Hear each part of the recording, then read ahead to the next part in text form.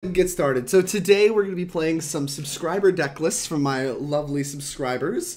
A few of them picked up some gifted subs through our last few streams, so we have some sub lists to play this week. And the first one we're going to be playing is some Skred Red. Not normally a deck I'm a huge fan of, I'm not going to lie to you guys. Like, Skred, I'm normally just like, what are we doing here and why? Like, what are we doing? Why are we doing this to people? But, I mean, the deck makes a fair bit of sense right now. It does play a mid-rangey game plan. It's won a GP before, so the deck has power level covered. And, like, there's been a lot of pretty good mid-rangey red cards printed recently. We've seen the existence of big red decks in, like, standard and multiple iterations. And, I mean, even still, there's some cards out of Modern Horizons that we got to pick up. So, like, the deck has some merit to it. And Blood Moon is at its, I wouldn't say at its peak, but it is a very good card. It's a very good thing to be doing right now in Modern, with Amulet still kind of being the big boogeyman. Like all the Titan decks with Field of the Dead and Dryad. Like, Blood Moon in those decks is traditionally one of the best ways to combat them. So any deck that leverages Blood Moon well is going to be at least a reasonable choice. So I'm excited to give it a try.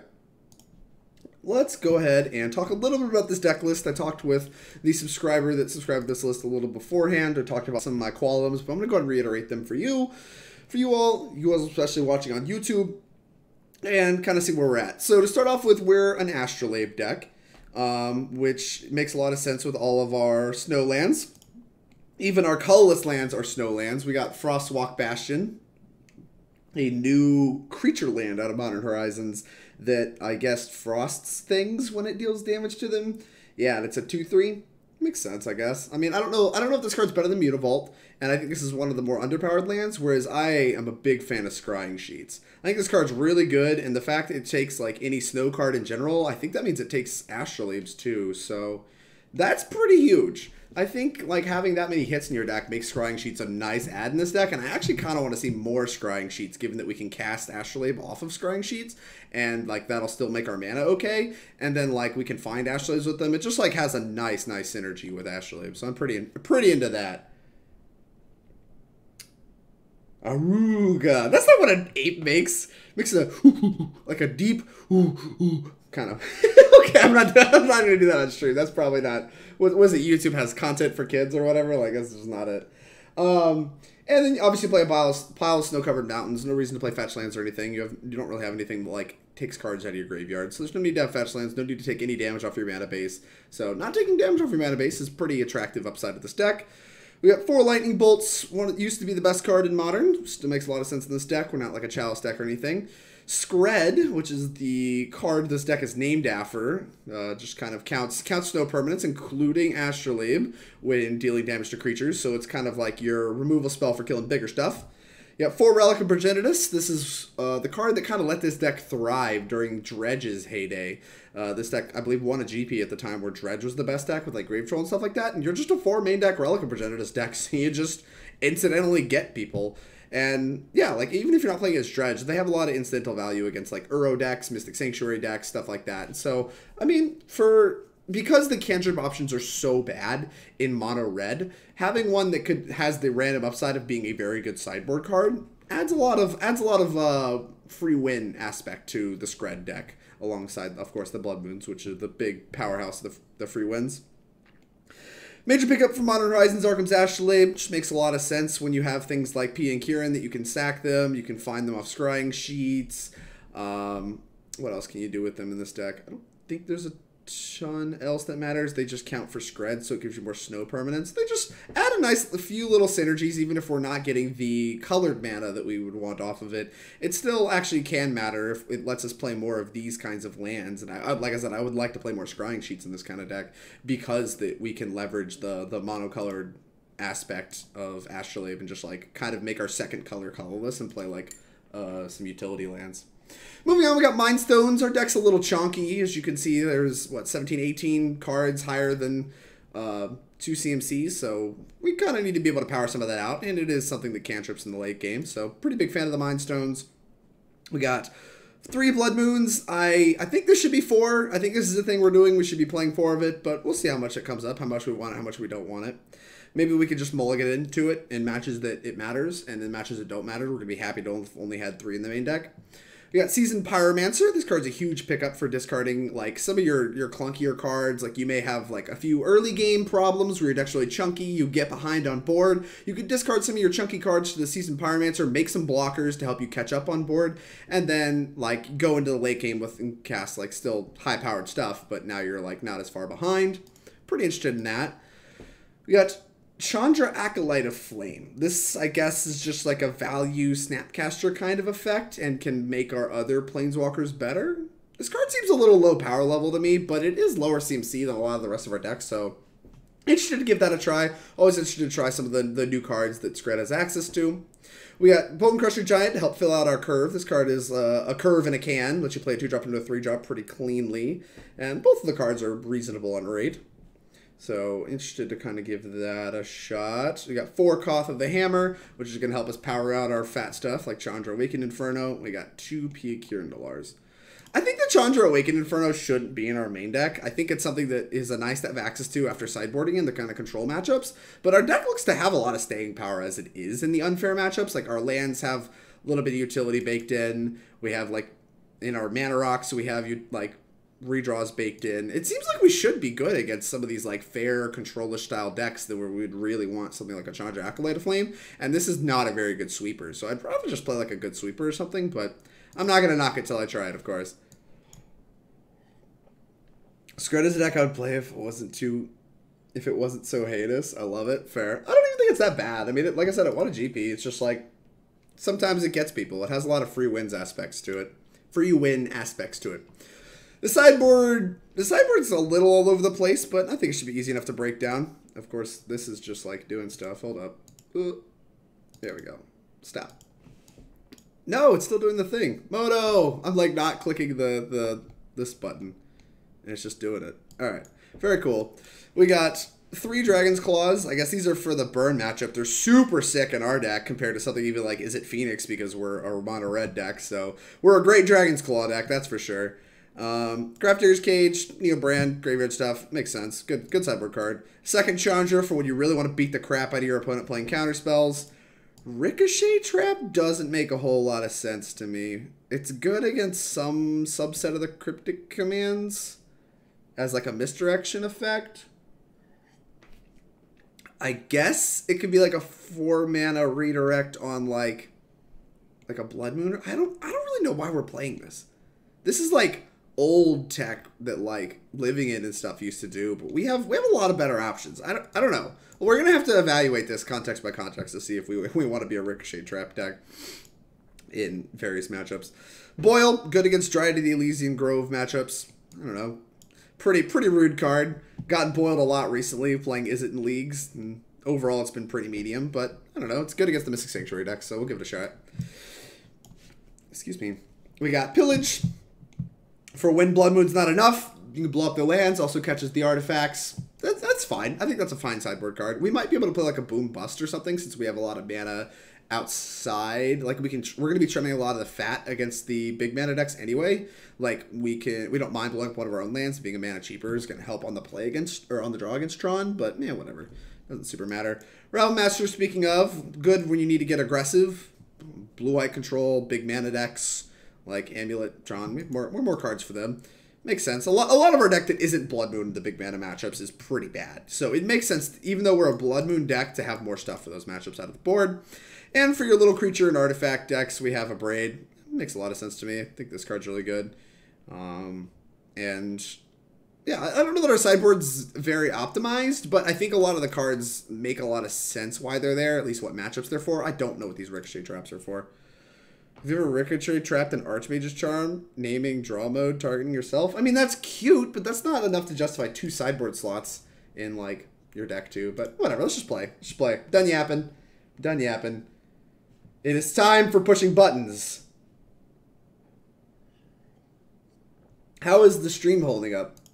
The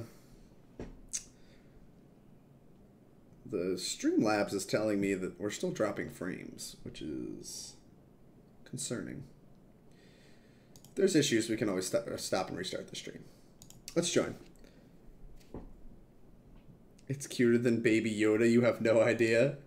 I mean, I guess it'd be more cute if the people were still playing Ancestral Vision. You could just, like, redirect those. That's, like, the premium cute. You could also catch, like cryptic commands that only have one targeting mode. You can target the cryptic command with itself, I think, right? Like, do the misdirection thing. No, you misdirect, I'm sorry, the cryptic to the Ricochet Trap.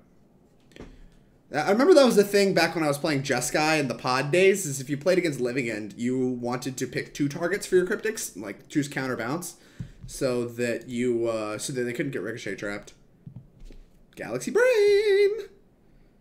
What would you play over Ricochet? I don't know. I don't know what the next problems are. That's why I'm not, like, super suggesting things. We'll figure it out at the end of the stream. Whatever we lose to, whatever problems seem to exist in the deck, we'll figure it out then. This hand has a plan. It doesn't, like, power anything out. It's not doing anything busted, but we have, like, free upside of winning with Relic. We have a removal spell. I feel hard-pressed to mulligan something like this. Like, this card's just a high power level card. We have early interaction in multiple axes. Like, my opponent's mulling to 4. Doesn't matter. We can just keep it random. Nothing matters. I actually like the Rabblемasters. I consider playing them in the main deck. I think Rabblemaster's pretty good in this deck. Is this Titan Shift? Titan Shift wouldn't mull to 4, right? Oh, it's Dredge. Poggers! Poggers! Oh, we're doing it, chat. We're doing it. My opponent's just sitting there like, yo. They just messaged me. You're kidding me. Poggers. Goodbye. I mean, they can still win. They have a chance. This Relic is only a one-shot. They hit me with the "Are you kidding me?"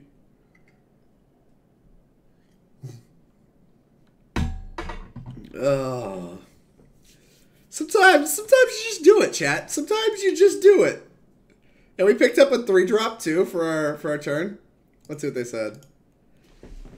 This is almost as bad as Game 1 Ashiok after land destruction. Yep, Bill. Narcomoeba. What did they hit? Narcomoeba Bloodghast? That's fine. It's not as good as it used to be.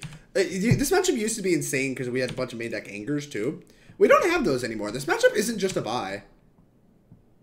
Although if they just miss on everything, it's gonna get really good really quick. Because they mulled to 4.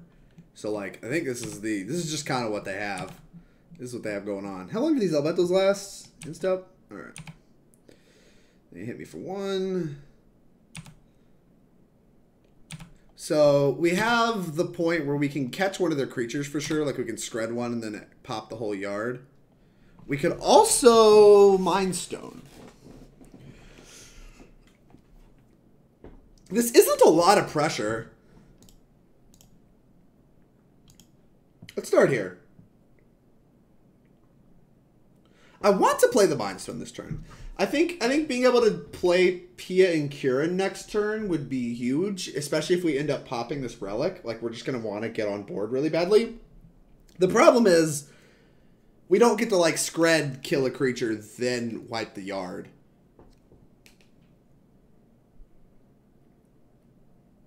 Like we would otherwise be able to do. Oh, is it dropping frames again? Oh, no.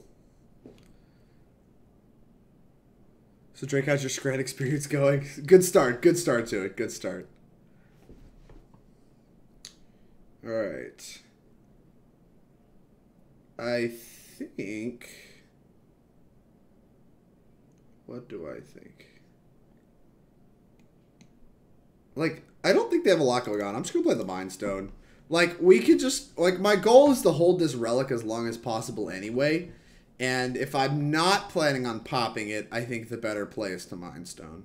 Whereas playing like Skred Hold Up Relic is playing a little scared for what they can do. And like, they only have 3 damage in play. I just don't care that much. We're going to wait until they hit like a Dredger or something like that. Stop on opponent's upkeep. They did not hit anything.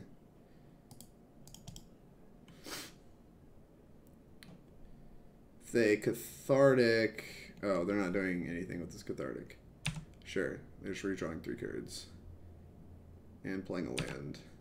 Well, now we can't kill this with Skred plus exile, because they can just fetch a land. But I think this makes our next turn Pia make a lot of sense. Another Mind Stone. Yeah, let's just get Pia and Kiran Nalaar down. Like we can offer a trade here, and then just like have that mitigates a lot of what they have going on. Start cracking back.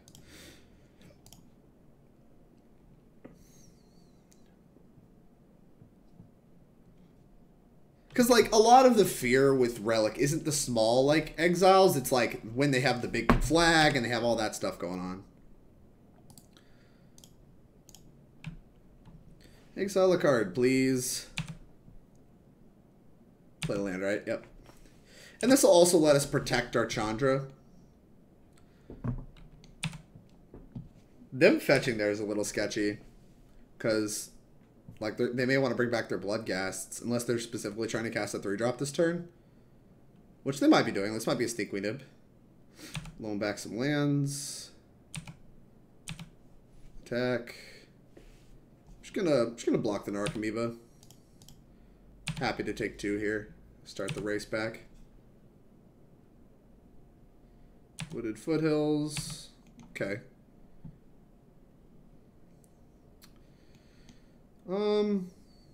So we can mountain. We're probably gonna want to use the Mind Stone here.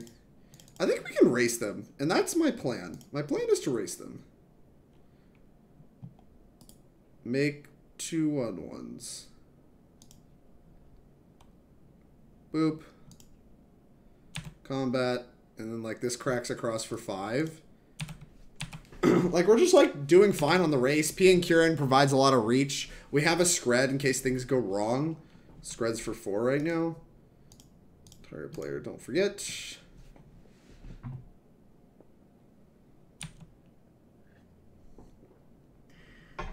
Alright, Big Monkey. I'll look at it after this match. We'll look at trying to get the stream fixed if it's still acting up after this match.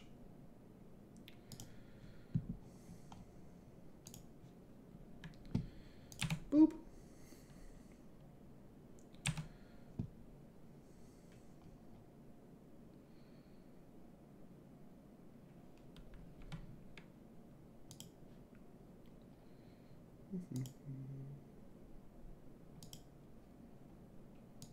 Oh, I can't change it in the middle of the stream. That's a bug. Creeping Chill. They don't have 8 cards in the yard. I don't feel incentivized to crack it here. So I'm not going to. Because like I said, we're still winning this race by a margin, and I think this Relic just gets better as the game goes on.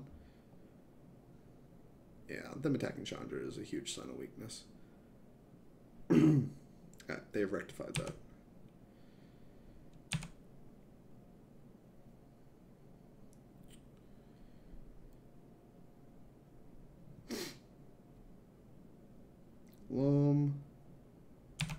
No targets. Interesting. I guess they don't want cards out of the yard for Ox. Probably need to stop in their draw step next turn. Oh, this is my draw step. Stop on the opponent's turn. Don't stop on my turn. Huh. So we can make 2 more 1/1s.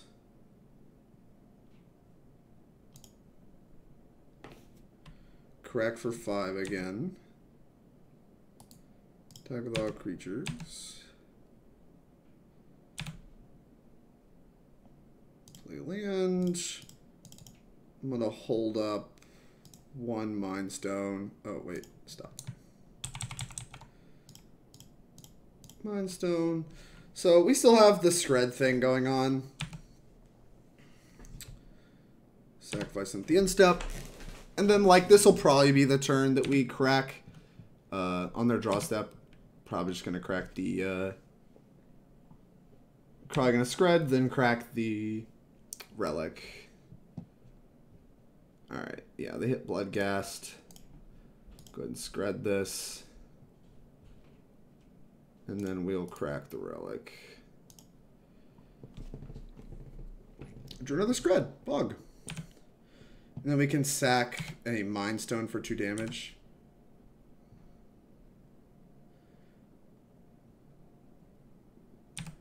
Well, makes sense. Shock to 5. Okay. Some kind of creature. Oh, this is a chill, I bet. Yeah, okay. That shouldn't matter. Sacrifice an artifact, deal 2 damage, target you, sack this. Pew! Put you to 6, and then we could just do the same thing next turn. Oh, or we could just... we don't have to show the Bonecrusher Giant. Make 2 1/1s. Combat. Attack with all. Put you to 1. Sacrifice an artifact. Boop. Alright, we won game 1 against Dredge. How do you like Chandra there? I think it was worse than Torch of Defiance, right? Like, we played it on the same turn, and Torch of Defiance could have been ticking up, and it would have been dealing 2 damage unblockable, and had another relevant mode on it. So it was, I mean, all told, truthfully, it was about equal to a Torch of Defiance. It didn't give me the option to find another relic, which is, like, frustrating. Like, that's something that that's some flexibility Torch of Defiance would have given me, but overall, I don't think that matters too much. I think we want to get aggressive. We need to get them dead for sure. I just wandered in here. Have we done the Skred Red matches? Waiting Warrior, we are in the Skred Red matches right now, although apparently the stream has some issues going on. Yeah, Chandra casting 3 was relevant. You're right. That is a relevant aspect I am somewhat overlooking. I admit. What else do we want to cut? I guess the Blood Moons aren't... Blood Moons are okay. They're not great. I want to trim a Blood Moon. The Blood Moons are okay. Pillage might just be better. Hey, thanks for the follow, Waiting Warrior. We just won game 1 against Dredge after turn 1 relicking them, so there's nothing overly, like, revolutionary going on right now. I'm trying to think about what actually matters. I think Bonecrusher Giant's pretty good. It can stifle some of like the damage and then put a reasonable clock into play. Anything that can provide a reasonable clock I'm pretty into. I actually don't think Chandra's that reasonable of a clock. I mean, if they were Torch of Defiances, I would be trimming them as well, I think. Bolts can stifle some interaction, or stifle some early kills with a bunch of creatures and still, like, go face. Pia and Kiran puts a lot of bodies into play. All the things that put bodies into play are great. I think Blood Moon's okay. The Chandra might be better than a Blood Moon. Alright, we never want to draw 2 Blood Moons, so. We probably don't even want to draw the first Blood Moon. Cut the Skreds? Nah, I think we want to keep the early removal spells. I think the early removal spells are pretty good.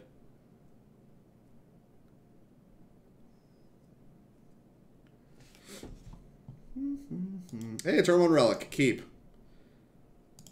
Yeah. We have a 22 land deck. We have a Mind Stone. So, like, we can go turn 1 relic, turn 2. If we hit a land in 2 steps, we can play the Mind Stone. Otherwise, we can Astrolabe and still hold up relic if we hit a land. So, we can give ourselves a 3rd look at a land and still hold up relic this entire time. So, I'm pretty interested in this.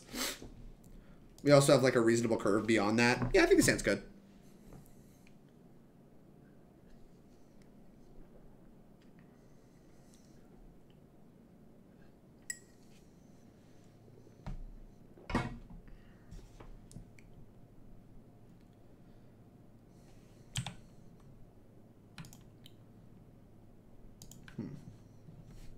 Opponents in the tank. Now, remember, we beat an opponent's Mold of 4. Like, it was a surprisingly competitive game for a Mold of 4. Did my opponent just Mold of 4 again?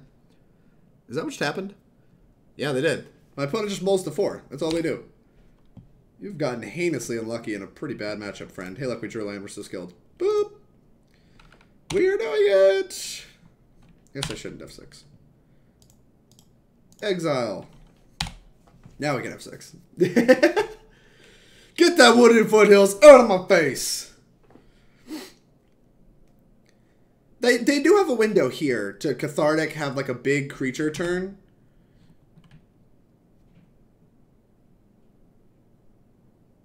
No! No! What is this? I guess I should have thought about that. But like, they're so low on cards. Do you think they're gonna flashback? I think if we play Mind Stone. Does that matter? Does it matter if they flashback? I think it matters somewhat if they flashback. Because it's like pretty cheap for them to do. Getting 2 for 1 is not ideal. But we have a backup play. And if they're spending their, like, if that's what they're spending their turn doing, I'm interested in it. Alright, alright. I actually am okay. We're ahead on cards by a lot. If they want to lock in the 2 for 1 and spend their turn blowing up my Mind Stone, I'm into that. So I'm actually going to offer this up. Yeah. Now, I don't know if they have something better, but I would much rather them do this than Cathartic Reunion me. No, they gotta do both. It's a disaster, but whatever. Okay. Alright. Okay. We're kind of doing stuff. Cast target instant or sorcery. Why can't it be artifacts? Alright, here's this thing. Make some 1/1s. Deck. Next turn if we miss, we're just going to cast a Bonecrusher Giant.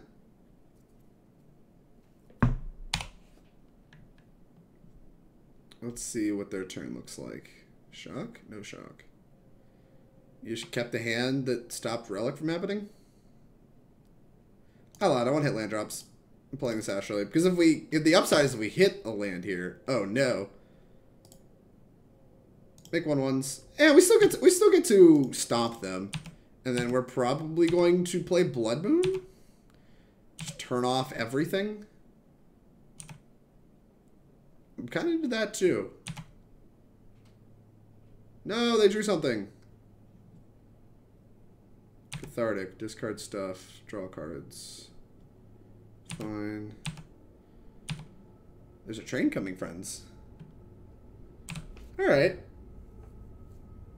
Oh, I forgot to stomp them. I'm such an idiot. I looked at chat. Whatever. Blood Moon you. Hopefully it doesn't matter. Don't punish me, please. Make 2 1/1s.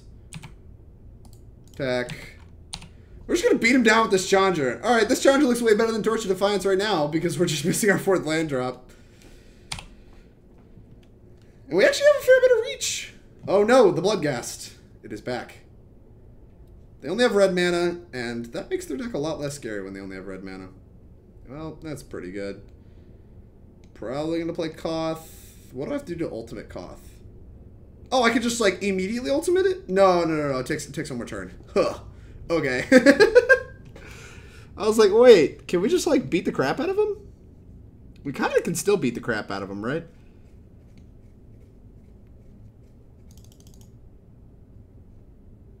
Because we can make 4 mana with this, play Pia and Kiran, too. Alright, I'm into that. Make mana. Pia and Kiran. Okay. Make 2 1/1s. Combat. Hiya. Go. That's not a bad turn. That's not a bad turn. I tell you what. That is not a bad turn. Koth being a ritual is nice. Are we done here? I feel like we're done here. Oh, you found a dredger? They did find a dredger. And another Bloodghast to boot.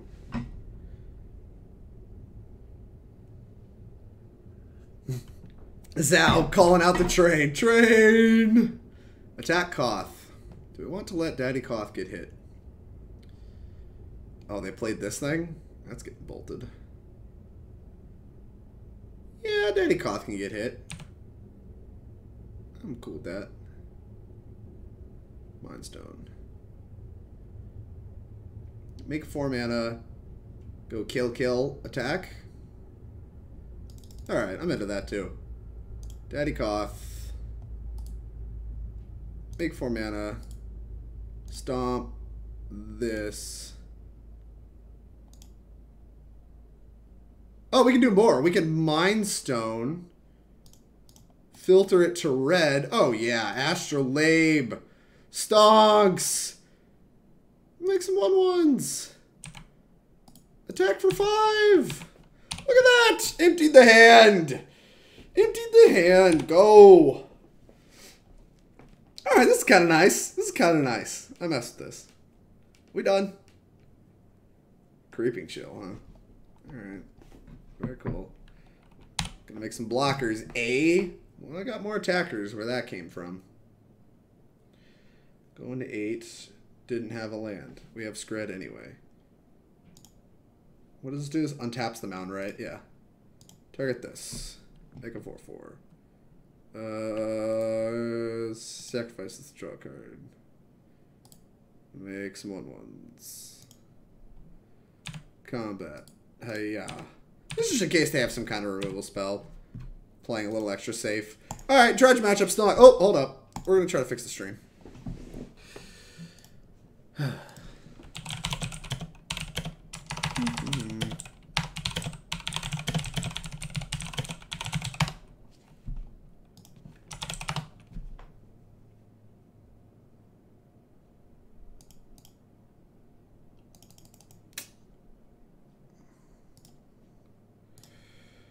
Drake Blood Moon isn't that good. Also, Drake having red mana, having only red mana. I mean, I knew it was good. I should know how good. Chat, how is the stream? Are we dropping a ton of frames? It says we are. So I'm gonna try to fix something real quick. One moment.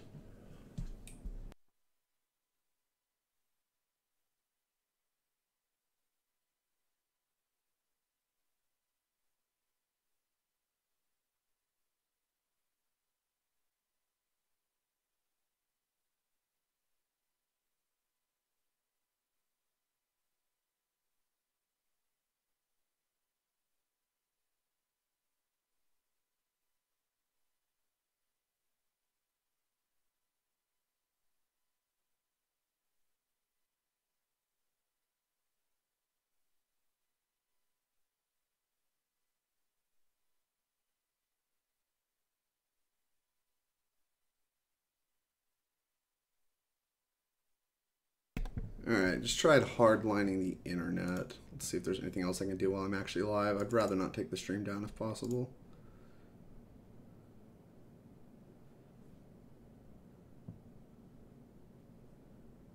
Start Streamlabs.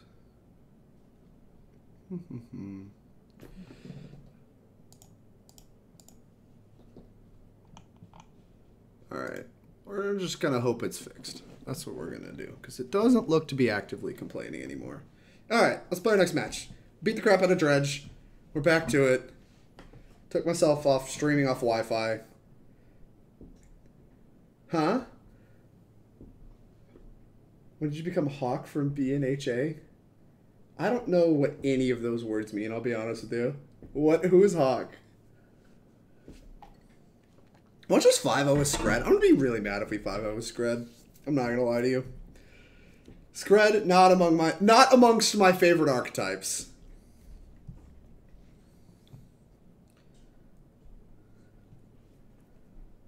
Boku, no Hero Academia. Ah, I have heard of that. I have not ever watched it. I mean, I don't know. That game was kind of sweet. Like, doing mid-rangey stuff is nice. Doing the, like, just Blood Moon you, I'm clunky deck and die is horrible. Yeah, no, I've heard good things. I've heard good things. Fluorspar. This hand looks pretty bad. We're going to mulligan it. This hand looks demonstrably better. I'm going to keep it in bottom of Koth. Look at this. We have a built-in curve because of Bonecrusher Giant. And it's a relevant curve against humans. I think the Astrolabe makes sense to get on the table first to make our Skreds better. And we don't have to invest mana to draw the card because we have the rest of our curve already filled out. Look at that. Look how hideous that is. Like when we draw... Like, later in the game is when we're going to be cracking this anyway. What is this, Athalia? Sure. Never mind, it's not working. Ryan! Yo! Thanks for the raid. 30 people. What's going on, everybody? We're Skredding people. Well, we were Skredding people. I guess right now we're not doing a whole lot of Skredding. Well, we can't cash this. That's how this card works. Did we 3-0 with the busted art deck?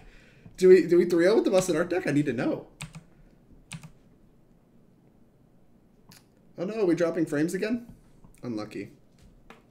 I assume that's what the robot means. Mantis Rider. 1-2. What? You were like, looked like a lock to win that game that you were up a game in, and I came in. It looked like a lock to at least be 2-1. Unbelievable. Unbelievable. And frankly, quite unlucky. But nonetheless, I hope you had a good stream. Heartbreaker in round 2. Had a cool setup, but got by Reanimator in round 3. It's fair. Whatever. Our deck was prettier. It's a moral victory. It's a moral victory. Opponent got extremely lucky, you know. Oh, do I know. So, like, we can stomp this. Putting a blocker in the face of it's similar, so we're probably more likely to stomp it so we can get more equity out of it. But we're just going to die to this Mantis Rider as things stand.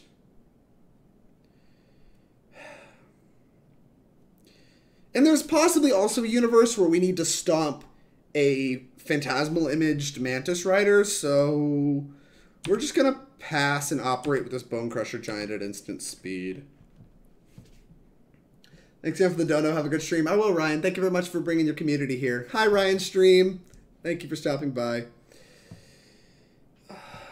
See, this is kind of what I'm talking about. Now we have the option on this 1-2 flyer to make decisions, but the problem is taking 5 is a lot this turn, and, like, Kai'Sa Freebooter's not that aggressive.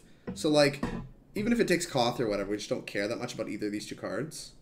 I'm just going to let this happen. They can't take the Bonecrusher Giant, so... We'll let this happen. If they go, they could still go land Phantasmal Image the Mantis Rider. We would still kill that, which is why we're not moving on this Bonecrusher Giant yet. Are humans back in Modern? I don't know. It just won a pretty big event, if I remember right. I think it was like a PTQ.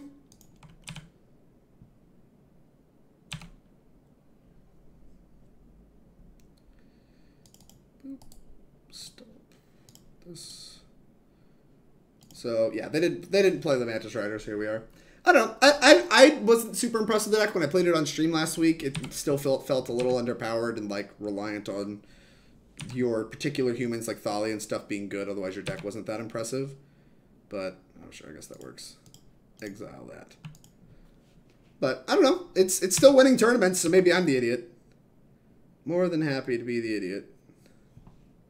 Let's go ahead and crack this to draw a card. It's not really getting any better. Koth.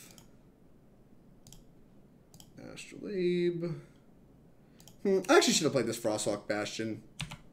They don't have a lot of hasters in the ground, but ooh, that was a huge pickup. Huge pickup. Like, playing ground attackers was something I could have done this turn, but we're not winning the race, so I need to find an answer to pick this off, and we did. So, I mean, I would feel kind of dopey if we just missed entirely, but we didn't. Lucky. Alright, Skred that. Skred for 6. And then we take 1, and now we've, like, more or less successfully stabilized. It could be like a Militia Bugler would be a good one to get them back into this game. Meddling Mage. They're probably going to name Bonecrusher Giant.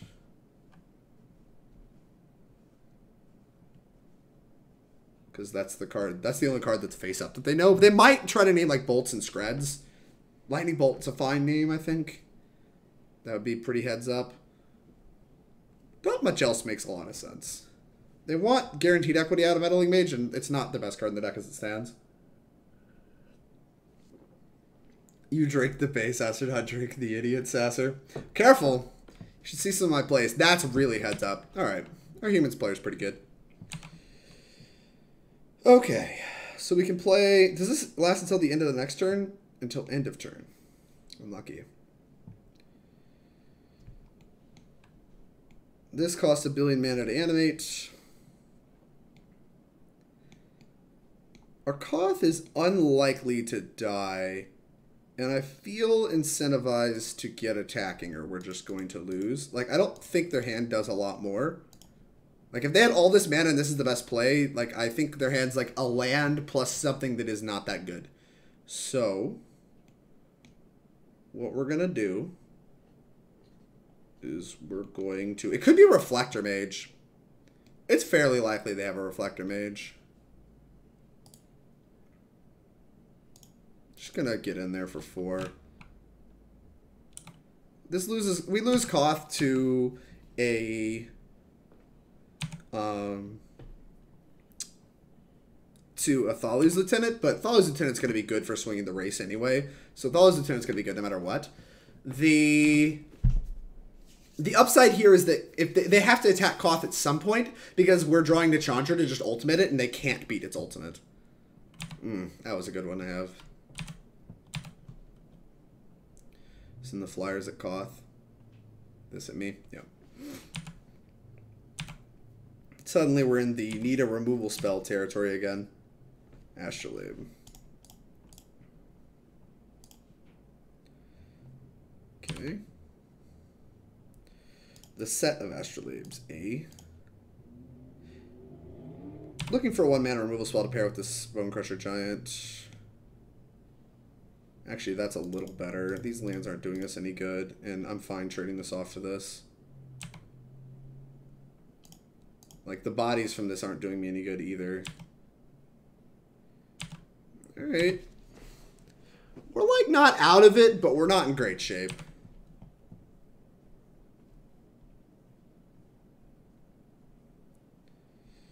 Another Mantis Rider, I think, just seals it, right? 6, 7.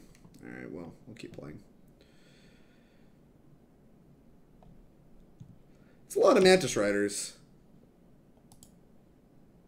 Reflector Mage. That just seals it, right? 6, 9. Gleh. Well, we were right about the Reflector Mage. We were right about the land. They just drew a few too many of the old Mantis Riders. Well, let's put removal spells in the deck. I think 4 Relic makes more sense with Eternal Scourge main deck or other graveyard interaction. Lucas, that feels like you're trying to get a little too... Like, this is something we talked about. I think it's a little too cute. Like, the thing is, the body on the Scourge just doesn't really matter in Modern anymore, right? Like, it's just not... It doesn't feel that good to me. Like, it definitely improves. Relic gets better if you have something like a Squee or, like, the Eternal Scourge thing or whatever it is. Yeah. Like, that makes more sense. Oh, we also want this. But I think... Boulder Elf, thank you for the follow. I really appreciate it. I think that, like, the problem is Eternal Scourge is just not worth its mana cost. So, like, paying 3 mana to do that just isn't really winning you games in Modern. So, I don't know. Like, maybe we miss it. I don't think we missed it in this game. I think in the fair matchups we have a lot more going on, a lot more uses for our mana. Like, a lot of our things draw extra cards that cost a mana. This costs mana and, like, does something powerful. Like, we have other stuff going on. I don't want to try the Blood Moon, the Aether Vial deck. People try it because they're like, oh, it's a 5-color humans deck. Just blow up their vials and then Blood Moon them, and I'm just totally off it. I don't think Koth is very good. The ultimate's insane. The rest of the cards not very good. Is that it? That might be all we have access to. Like, we could bring in Pillage to try to, like, snipe their lands. They're a pretty low land count deck, and we can, like, we're planning on killing their Hierarchs and stuff. Oh no, Moto, what's the problem? Oh no. Alright. Boop. I think this makes sense. Mindstone's still fine. I guess the relics are pretty bad. I'd probably rather have at least Koth than a relic.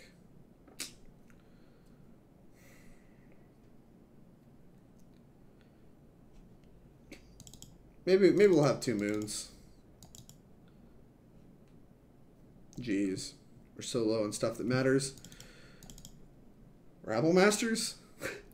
Rabblemaster's not good. We'll put 1 in the deck. We'll put 1 in the deck and hope it performs. I mean, maybe even like a Dragon Claw to like 1 to keep us from just like dying could make sense. I think a lot of the rest of our cards are a lot better in this matchup though. This hand's really good.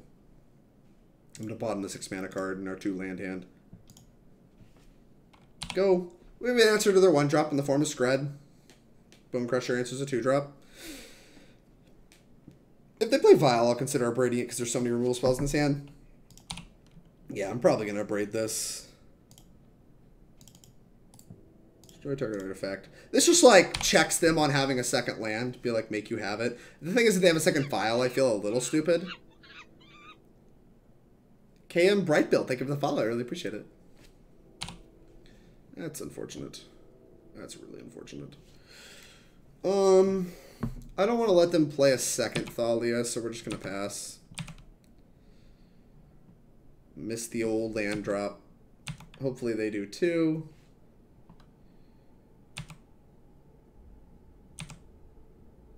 Okay. No illusions here. That's fine. A turn 3 Aether Vial is a lot better for us. Champion. Okay. We're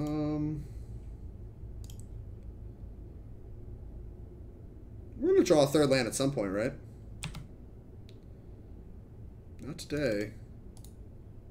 Stomp this. We're just going to kill everything before they can take this up to 1 and potentially save it from stuff. Gonna be hard, but theoretically possible, I suppose. It would require like an instant static caster or something, but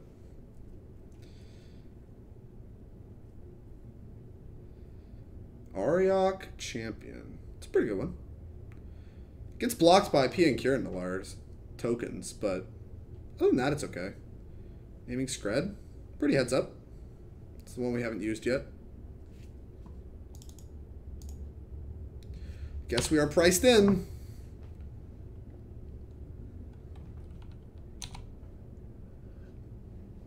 One card left, another one coming off Horizon Canopy. Makes a lot of sense. I would not be surprised to see us lose this game. Drake, I'm no longer in my webinar. Is that good or bad? Land? Land for P and Kiran would be huge. Oh, they have a kite sail. That's fine. Likely gonna see Chandra go because Chandra can flashback the bolt when we draw a land. So I expect Chandra to go. Yep. We're gonna have to always yield to that when I play this stupid Bonecrusher Giant. Not gonna lie. Having 2 lands in the opener and then having the same 2 on turn 6 is not ideal. But we're not out of it. Like, if we can get Pia and Kiran down, like, the card is so powerful. Oh, well, here's a Mantis Rider. Suddenly that plan looks a little harder. What is this attack? Okay. They have the Thales Lieutenant? No. Ooh. Looks like this is going to be a swift exit out of this match. Maybe not. So we can bolt this. I guess we might be priced into bolting this. Because, like, we can't Skred this. Because we never hit my 3rd land. Using the Skreds that bolt was super rough.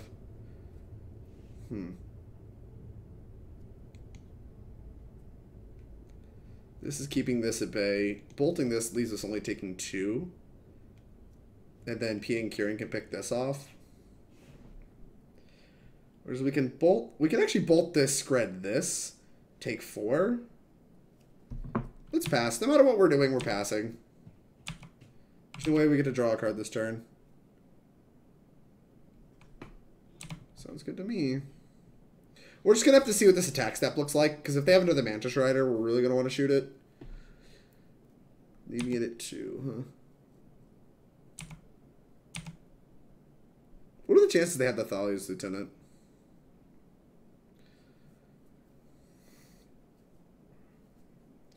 They're not great. They did not have another Mantis Rider. I feel incentivized to just bolt this, Skred this, take 4, go to 6, hope to top deck a land to bolt this again. That's what I'm going to do. Bolt this.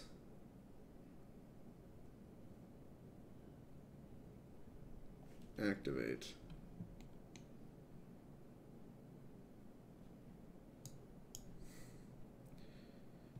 I think this is the wrong timing on this. But what do I know? They obviously have the Thales Lieutenant. Oh, they have the Kite Sail Freebooter. That's a beat. Not bad. Okay.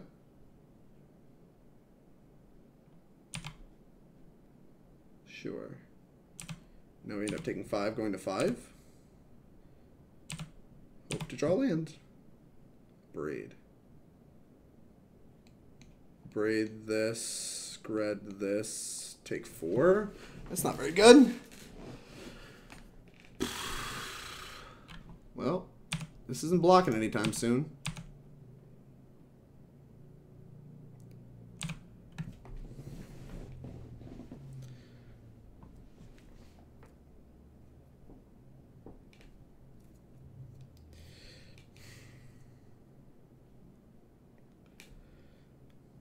Do we play around anything here? Should we just like main phase? Like we could kill both the kite sails, take 4, go to 1. That leaves us dead if we brick on the land. I think we're dead if we brick on the land no matter what. So let's assume there is a snow-covered land on top of our deck.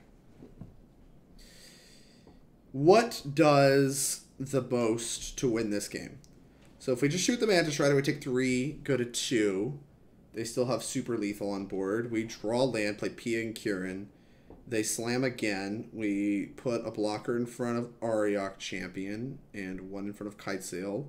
Go to 1. We lose both our tokens. Untap, we can shoot 1, but then we die to the 1. If we Abrade the Kitesail, Skred the Clown, take 4, go to 1, untap, draw P and Kiran, play it, chump blocks for 2 turns. We have Chandra. Okay, yeah, we're supposed to. They need to brick. We need to have land on top of our deck and like that. We need to have that holding pattern for 2 turns to catch up. But I think it is correct to kill both of these Kitesail freebooters, and we can't beat anything out of them. So let's get that done.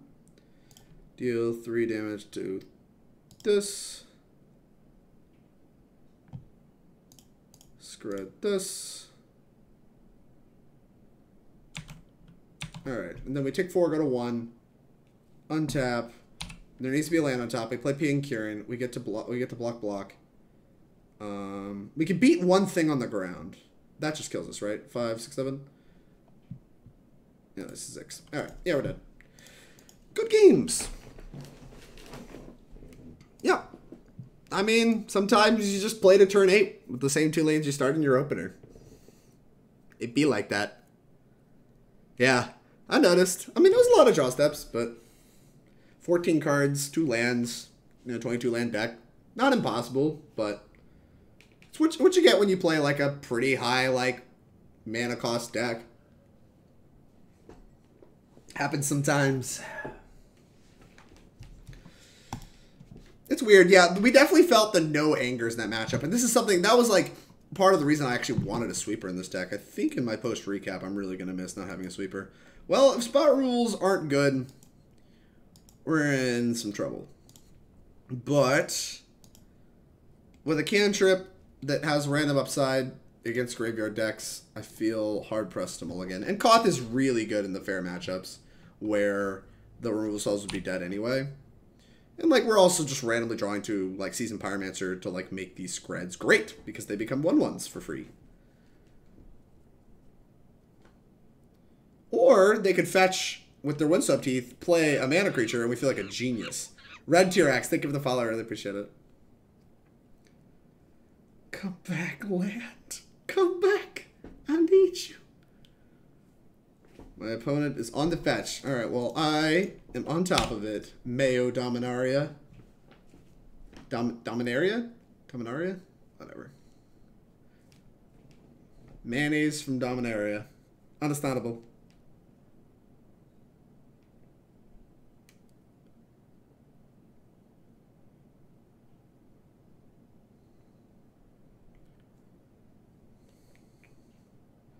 What would Dominaria Mayo taste like? Probably not good. Wild Nakatl in the year of our Lord.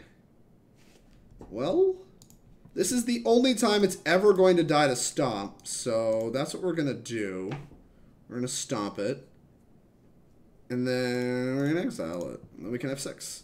This is another spot where these Skreds are actually going to be great, and we need to draw mana for them.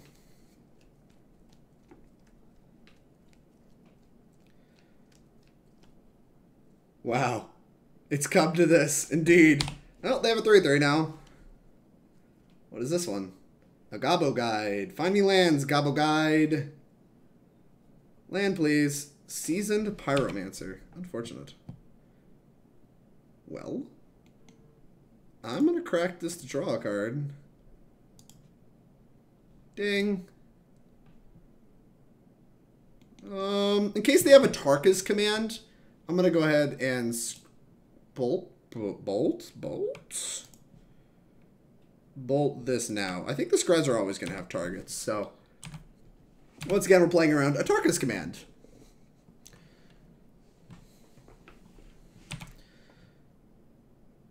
Find me a land, Guide of the Gabo.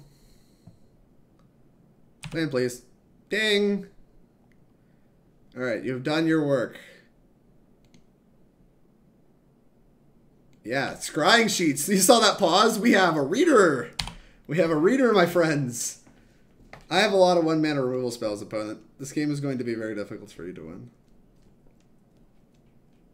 They have the Gore Clan Rampager. Ah! Chat! What happened? How did it all go so wrong? Alright, I guess, friend.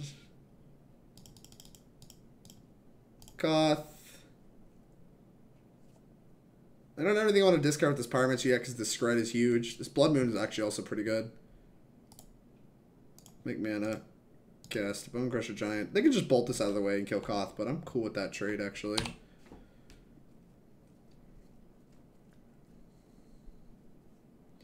Gore Clan Rampager, huh? How about that one? Get greedy, you get the business. Probably just bolting this.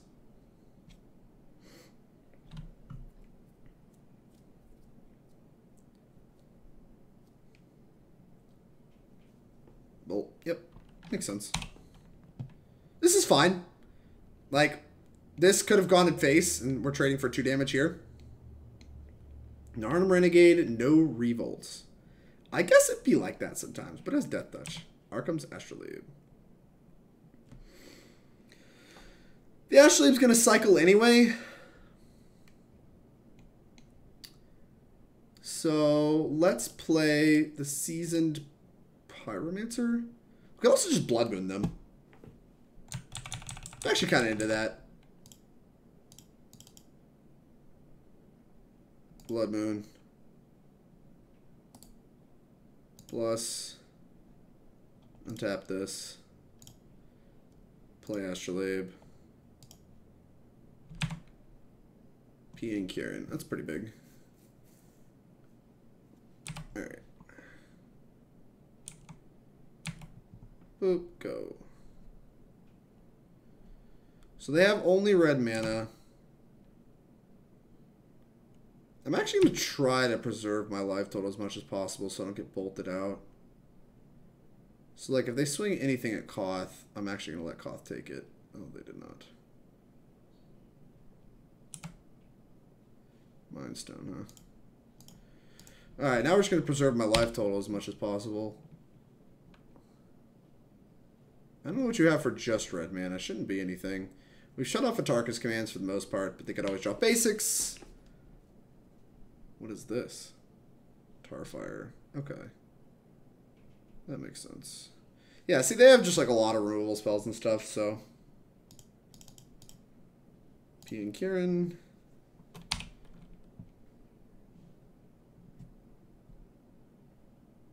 They attack for 1. I'll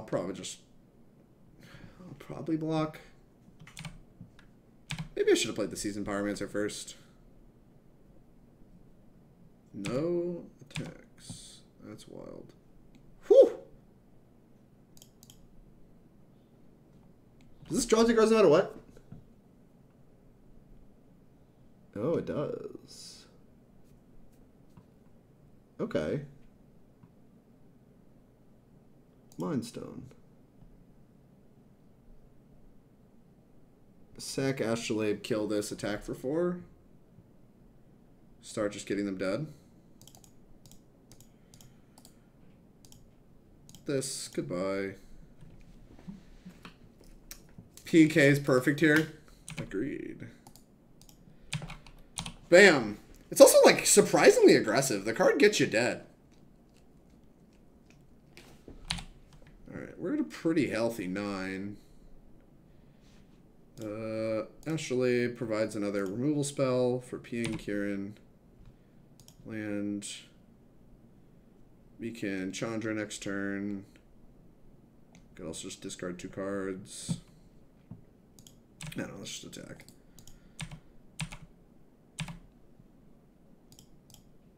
Yeah, alright, we'll play the Seasoned Pyromancer. We'll show them the Chandra. Nice! What an upgrade. This just kind of plays around like a haste creature while putting extra lethal on board. Want to make sure they die next turn. This is another match where we miss Anger the Gods. Really not having Anger the Gods in our deck is really punishing us this league.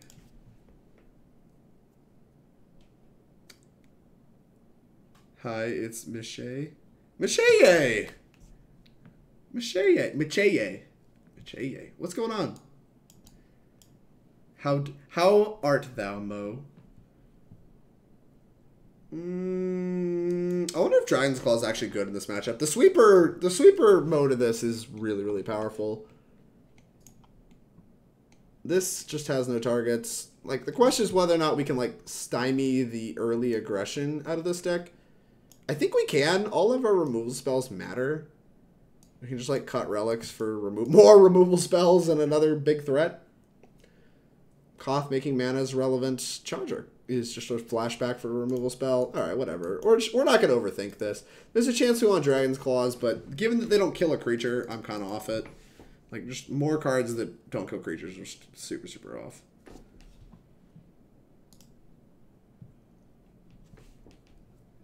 For some reason, it was questioning that message from you, Big Monkey. I don't understand. Did I not submit? Oh. Yeah, the Chandra Awakened Inferno is not great, but it's a good, like, late game, like, threat. Like, if we can Koth, they hit us for a bunch, and, like, maybe a creature or two, and then we get to untap Ritual and Chandra away to seal the game. It's pretty interesting to me.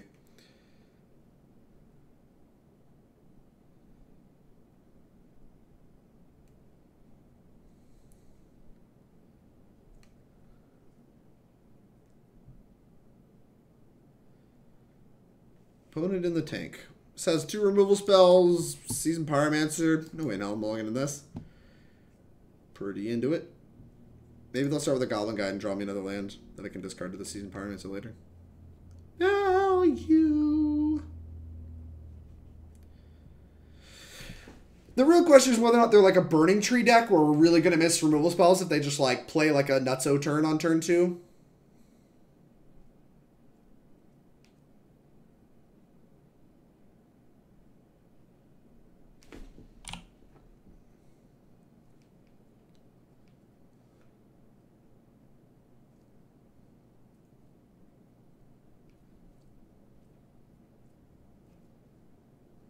Find a more iconic duo than Pia and Kiran. And there's a lot of more iconic duos. Pia and Kiran were like a relevant plot port for exactly like 1 point in Magic history.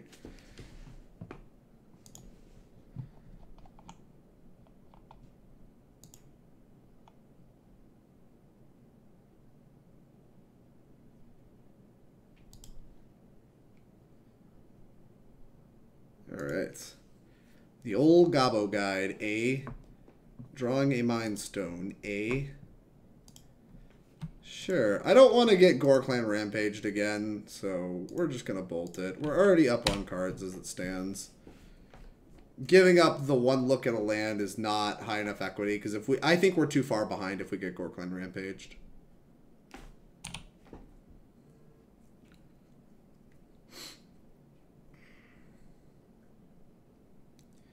Grab Basic Forest. Smart! Dahlia. Not ideal.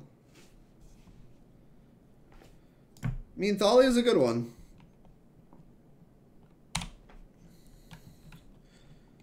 Having used the 1-mana removal spell on a 1-drop. Pretty reasonable.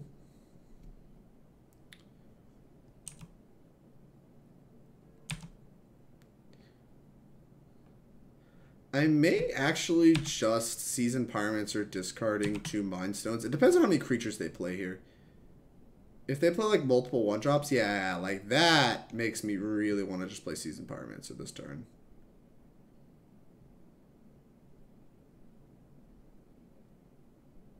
As does that. Yeah, we're basically locked into just Seasoned Pyromancer next turn. Acolyte. Okay.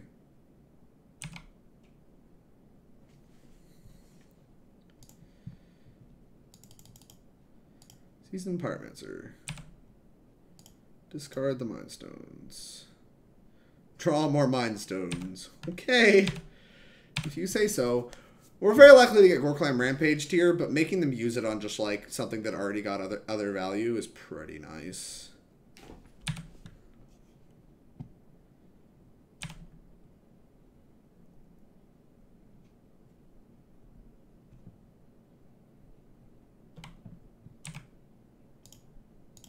Block here. Yeah, we'll just shove this block. Actually, I can hold this back and shove the double token block. Then that loses to Bolt. Okay, I'd rather not lose to Bolt. We'll just shove this in front. Plan to take 3. We're at a pretty high life total. If they're holding back this many attackers, I'm okay with all that.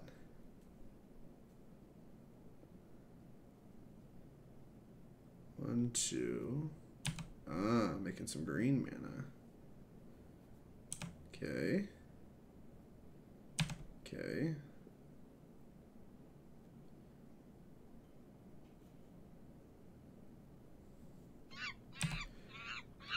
Darb Soma, thank you for the follow. I really appreciate it. Yeah, there's a very likely chance I'm going to make more tokens with this on the following turn. I don't think I'm going to wait till combat to abrade something. Question is what I'm abrading. I feel incentivized to just abrade this because it attacks for less. Drawing the place out of Mind Stones, not super good in this matchup. Almost makes you want to just abrade this. That way we can draw to Chandra. But we have the lands to do that anyway. Whereas I'm not necessarily convinced we have the time for it. I'm not going to let them attack. I'm going to abrade something beginning of combat.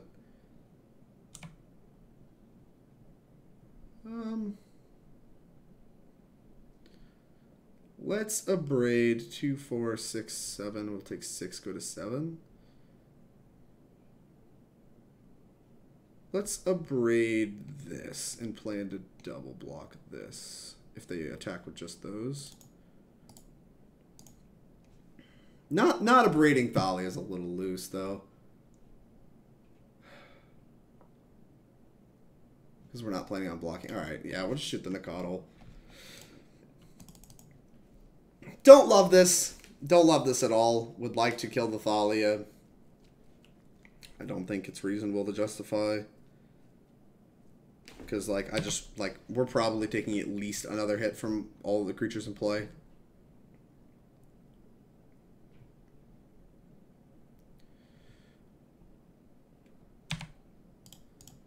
Block here. Don't let Tarkus command me, bro. I actually should have double blocked in case they have a Tarkus command. That was loose. Hopefully they don't have it. They do not. Take 6. Cool by me.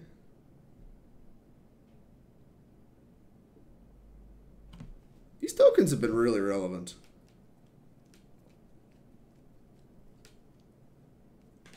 Pass. They have some kind of burn spells then? Is that what this means? Bolt is interesting. 2 mana bolt this, play all the Mind Stones, or Seasoned Pyromancer. Flashback. I think 2 mana bolt this, play all the Mind Stones makes sense.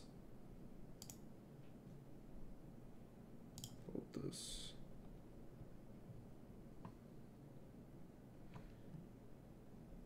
Thalia's two-sided, they can't command.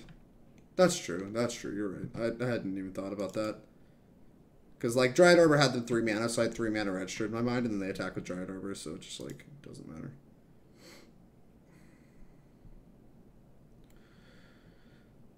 Really missing that 6 mana Chandra now. Had I known we were going to draw this many mana sources, I would have been a lot more into it.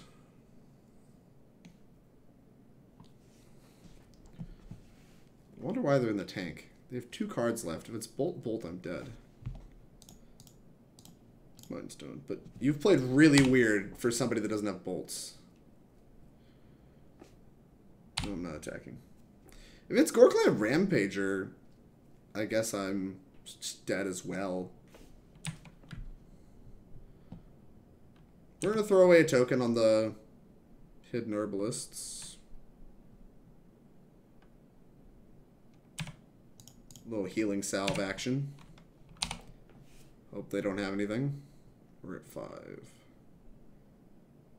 Certainly not where I would prefer to be. But, like I said, Chandra. Chandra's the big hope. Off the top, please.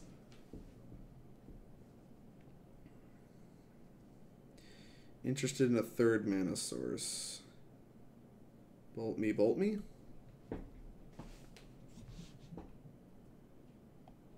Yeah. Fair. I don't think they played those bolts super well, but it certainly didn't matter. We were behind that entire game. That Thalia was a huge beating. I don't think it was worth reconsidering playing our 1-drop, considering the Goblin guy would have dealt like 4 more damage to us if we didn't use it. Ross Merriam, thanks for the follow. I really appreciate it, brother. Ross, is my stream dropping a bunch of frames? My Streamlabs is going nuts, but from what I can tell, chat hasn't been, like, insanely complaining. So, ugh. Oh, no. I can't actually tell how bad it is. Yeah, it looks like it. Darn. I don't think I can fix it without taking the whole stream down and putting it back up, which I'm not sure what that'll do to the YouTube video. Probably going to try it anyway after this. Like, just dropping frames is not a good viewing experience, so I'd like to fix that. Doesn't seem that bad, but I'm not a good judge. That's fair. I appreciate the honest feedback. Are we keeping this against Zoo? Has 2 removal spells. We eat shit to Thalia. But, like, putting Koth on bottom, this hand looks like everything we would really want.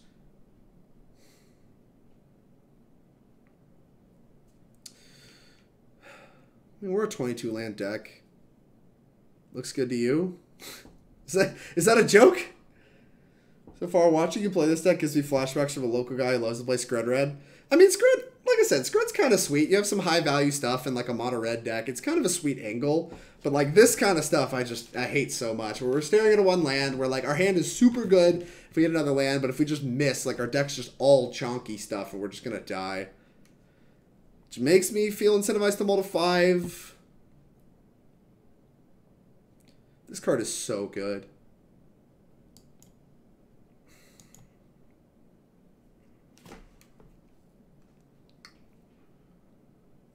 Hello, Capolo. How are you?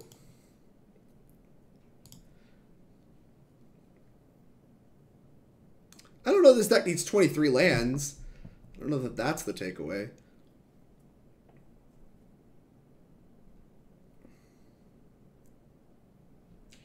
I've been staring at this too long. Alright. Well, we've got a plan. I'm actually going to keep the Koth. Bottom of land.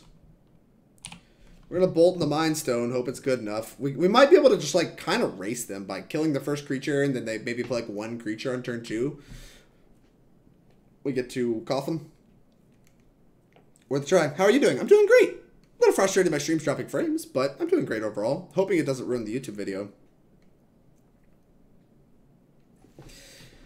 My isolation has been pretty reasonable overall. Still have interacted with a lot of people over social media and streams and stuff like that. And while it's no, like, after Saturday night, like, open hangs, it's, like, tolerable. Gotten into some D&D. Played a little bit more D&D recently. Hadn't played in over a decade. Shouldn't ruin the YouTube video. Okay. Chmee? Thank you for the follow. I really appreciate it. C-H-M-E-E. Chmee? Chmee? Chmee? Thank you for the follow. I appreciate it nonetheless. Yeah, so what's my opponent doing? Just like in the tank. Maybe they went to use the bathroom or something. But yeah, this isolation thing, it's been a nice change of pace from just being on the road constantly from opens, but obviously I am as ready as everyone else to be able to get back out of the house and return to normal life and all that stuff. And plus, you know, the whole virus thing, pretty scary, but What can you do? Magic's a great escape. Don't have to worry about all that. Our friend here has gone to search out some mayonnaise from Dominaria. They ran out. Didn't have any more at the store, so they're going to Dominaria.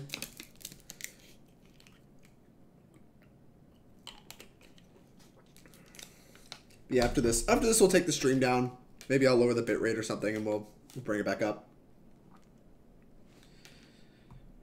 And hope that nothing bad happens.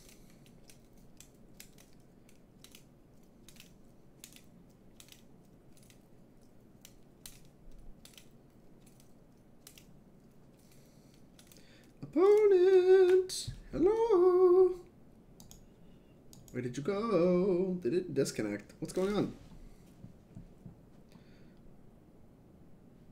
Did it disconnect? Opponent. Opponent, come back! Come back and play Magic with me.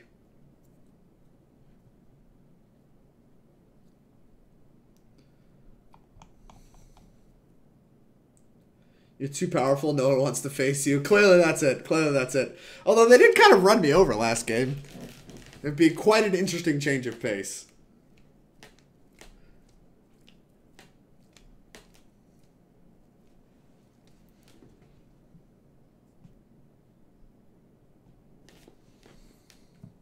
About it.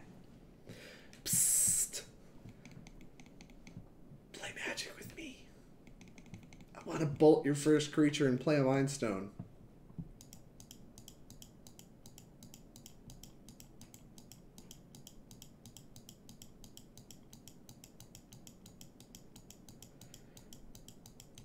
If I do this enough, will it freeze Magic Online?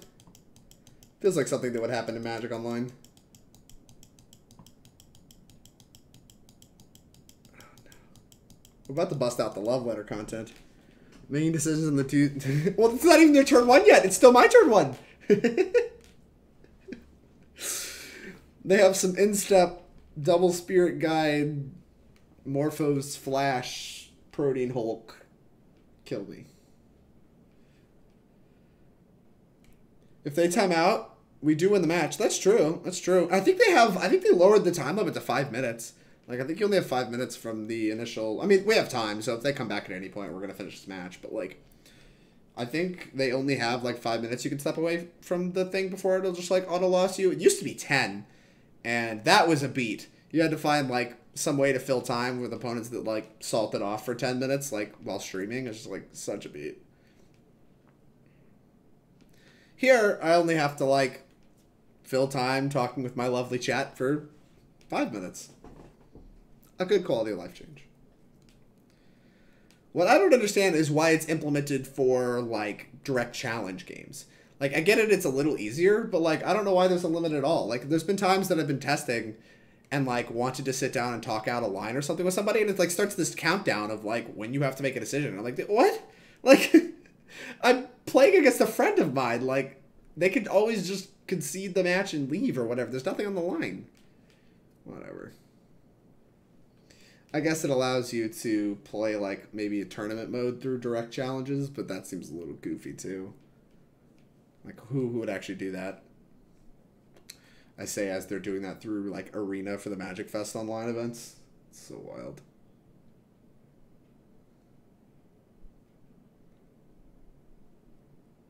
Oh, my gosh. I don't know how long it's been. I guess we have a time for when it started. When did I play my basic mountain? 7:23?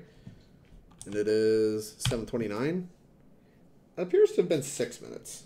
They can't be far off.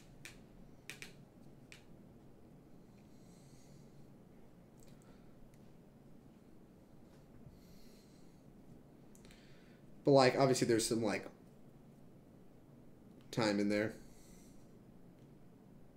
Maybe they... I bet... Here's what could have happened. They might have misclicked keep on, like, a no-land hand or something and just, like, salted off. That's possible. They could have had an emergency come up. Maybe, like, I mean, everybody's at home. The kids are at home. Well, Arena is RIP. Why is Arena RIP? Aren't they hosting, like, literally, like, Magic Fests online through Arena right now? That's not RIP. That's huge. It's like the next development of Magic, right? Is it, like, online big tournaments? Am I just wrong? They upped the timeout? It crashed during one of those? Oh my gosh. What a beat. Is it just like down permanently? Did they try to host a big tournament and just like blow the servers? And I don't think it's up yet. Oh no. What happened? Oh no. Who could have foreseen this? I had a little bit more faith in the program than that. My opponent is back. Back in action. Here comes their turn 1 creature. Here comes. Okay. Johnny put his hand on the toaster again. So sad. Maybe this will be a Gobbo guide we can bolt. Honestly, a little scarred from last game. You think they have the Thalia again? They do. It's not really the end of the world. Land. Chandra, Acolyte of Flame.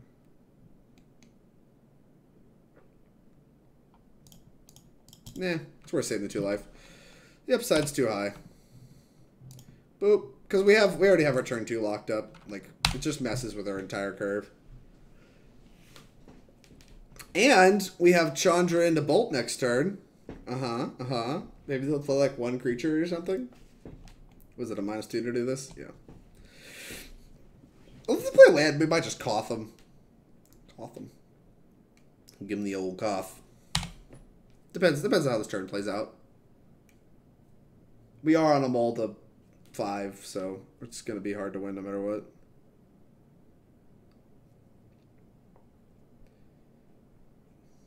Fair. Also fair.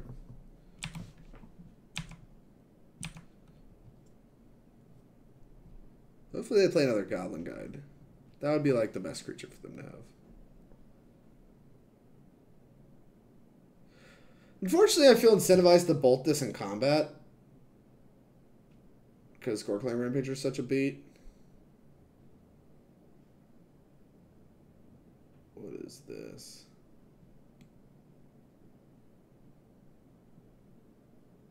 Yo. That's kind of sick.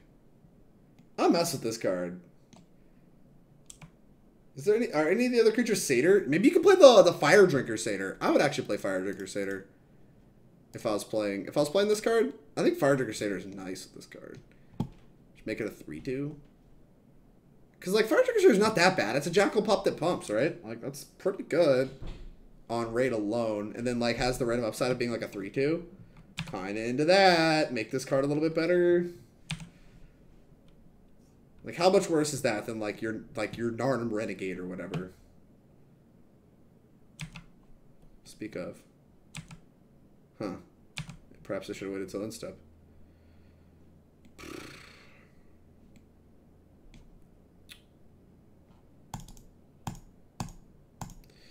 Well, we ain't getting any more alive. Land Skred. Okay. Pass. They find a 3rd creature to attack with, then we'll consider like Skredding and then like creating some kind of block situation. Like, currently the Skred is for 3. I think using the Skred is going to be fairly skill intensive based on how this turn plays out. They want to go to combat. I'm cool with you going to combat.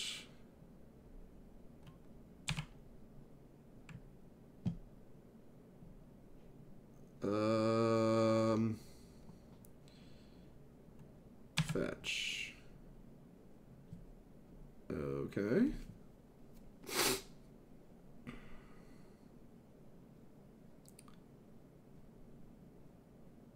This makes me think you have a removal spell. Fetch pass priority. Monka, Just take 2.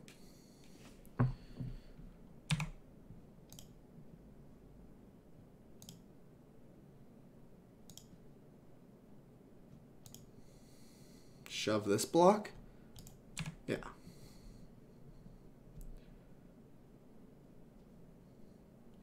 You'll do fucking nothing.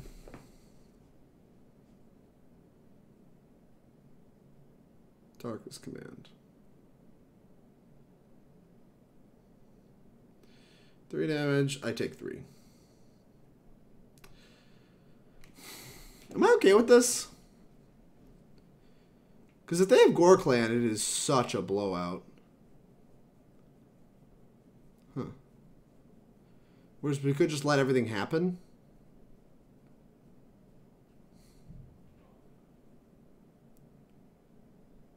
I'm gonna Skred in response. Make them have it. If they have it, it's such a blowout. But this plays around a second Atarka's command. So like they have to have specifically Gore Clan Rampager, and they didn't. Pog Jamp. We still take 6, not ideal, but boop. Koth. Big Poppy Koth, huh? I'm into some Koth action. This is something that will like allow us to like put good pressure on them and then like get ultimates fairly quickly. Like, we can crack for 8 here. Put them to 5. Could crack for 7, put them to 6.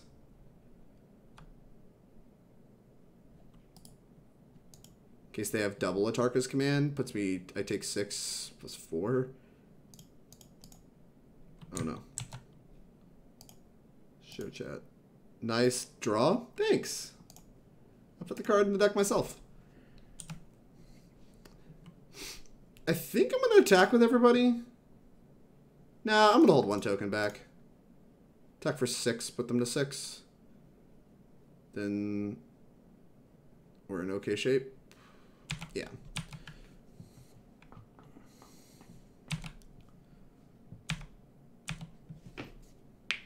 This makes attacking a little sketchy.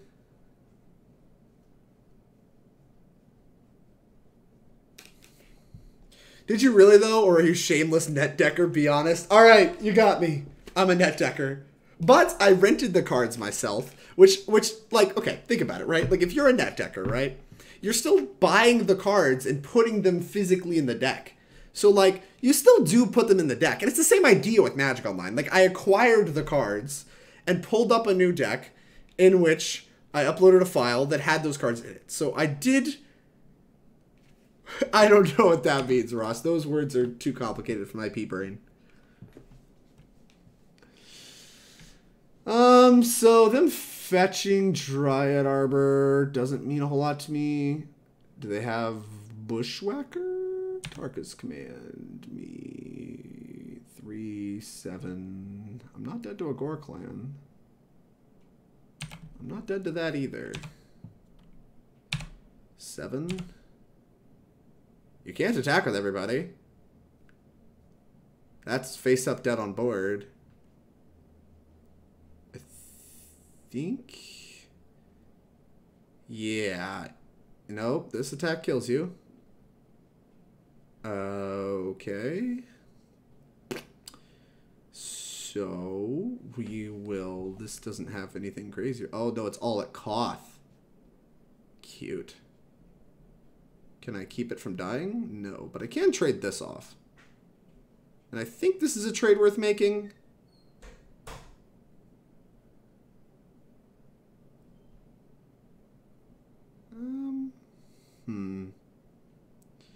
I'm at 9, you're at 5. Hitting you for 4 doesn't accomplish a ton.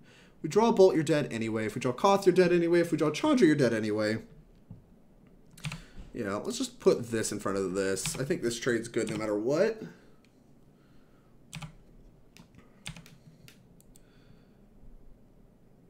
That's a big girl. Now we have like an interesting spot with this Chandra Awakened Inferno. 4, 7. So we don't die to a top deck Gore Clan. What about a top decked Tarkus Command? 3, 4, 5. We die to a Tarkus Command. But they've been through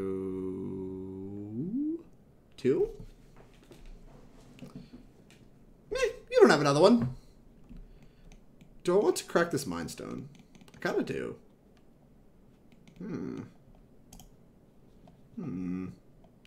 Because Stomp kills them too. That's all instants. Everything's an instant. Cracking this. Nice. That's actually, it's a nice one. It's a PogChamp draw. Alright. That gives me a little more inevitability. We could hold this back and threaten to trade here. And then, like, if they attack here, like, we block. We make some kind of good attack next turn. Yeah. Nah. Let's do this. Make sure we're drawing a spell with Scrying Sheets. We'll die to a top deck to Tarkus Command. I don't want to play Scared in a moment where it doesn't make sense to play Scared. Like, it doesn't make any sense. We're not dead to Lightning Bolts. We're not dead to Boros Charm. We're not dead to Goreclan Rampager. Alright, this leaves you dead on board, so you drew a blocker. Or Tarkus Command. It's not a Tarkus Command. You drew a blocker. Goofer. That's a nice draw.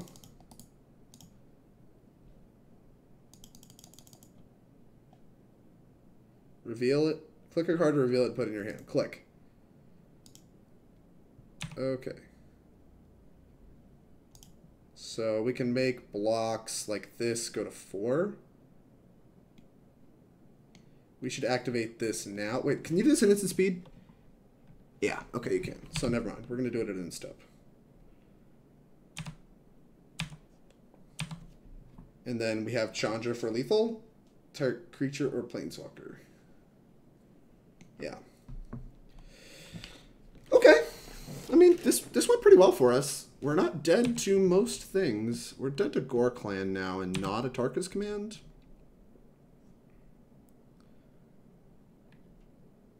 Okay, put this in front of this. Yeah, I'll put this in front of this. We're dead to Gore Clan anyway, but this keeps us from dying to Boros Charm. Okay.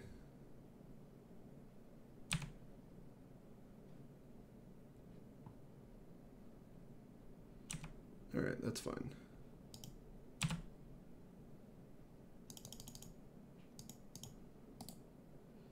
Make this. These are elementals, right? So we could just -3 this to kill everything with the goofer. It's also a plan. Huh. Killing everything but the goofer is pretty attractive.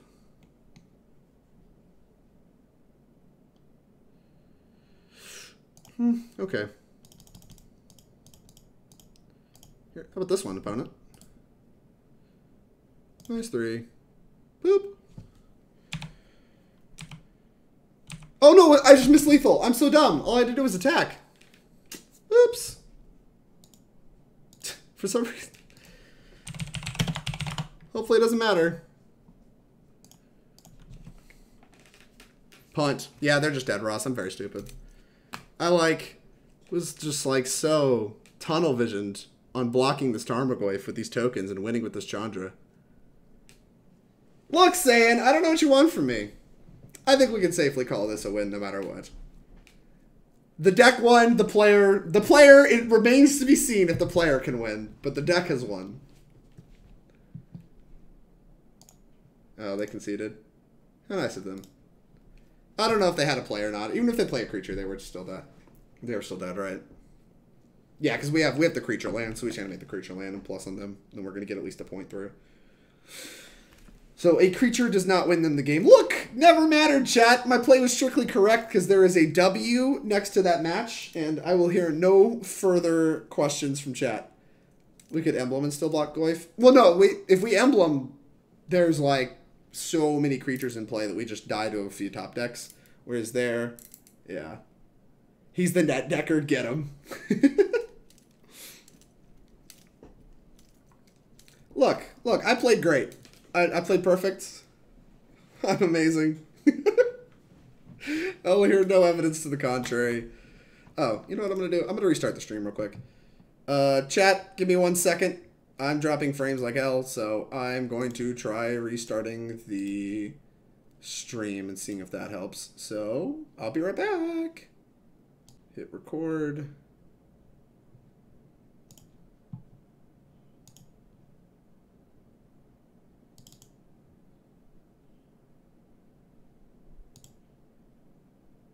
And we'll have to find a way to concatenate these videos later because it did actually end the video.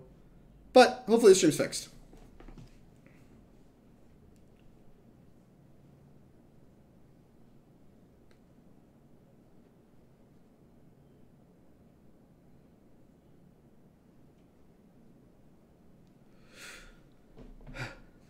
Hi, Moon. I just had to restart my stream because I was dropping frames. So if you know anything about concatenating YouTube videos, I could really use that right about now.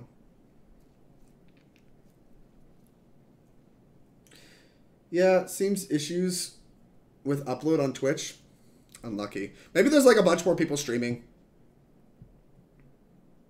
I can't even start a stream. Woof. Yeah, I just lowered my bitrate, and it says I'm still dropping frames, but it's apparently better. So we're gonna hope that that changes. That things get better. We'll keep this hand. This hand's reasonable. Boop. Cast Astrolabe. Next turn we got Mind Stone and a Bolt. Oh no, humans again! What the heck? No! Stop it!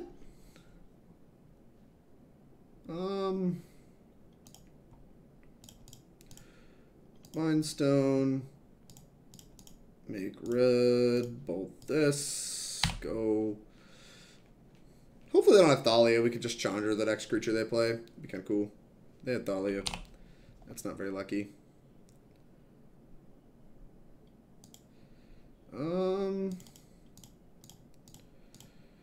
Here's a Chandra. I'm just going to put a counter on it. Put a loyalty counter on each red walker. Go. We had the Frost Bastion thing to defend it next turn. Good dex, Monka S. Yeah, man. I don't know why Twitch is doing this to me, but it seems to be better. It seems to be better. We seem to have potentially fixed it. I'm all worried about it now.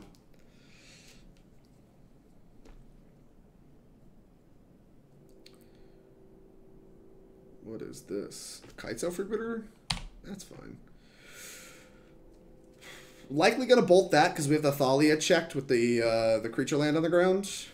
Let's do it to be 2/3 and oh yeah, Frost Breaths. Pog. So you can hit this for 2, and then we can still -2 it to 1. Yeah. Seasoned Pyro's a nice draw. -2 target lightning bolts. What? Cast. Yes. Target this. Yeah, like that.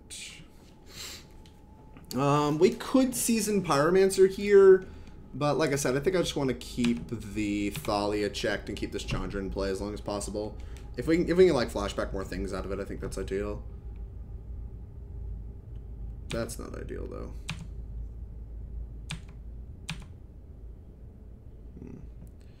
I guess now I'll just let the Chandra die, probably. They know I have another one, but it's not worth throwing away my land. That's big sad. Alright. 4 mana. 5, 6 mana. Can we do it all? So Koth costs 5, gets a rebuy on 4. We cannot do it all. But we can Koth into Seasoned Pyromancer, and that's pretty good. Discarding a Chandra. I'm into that. I'm into that.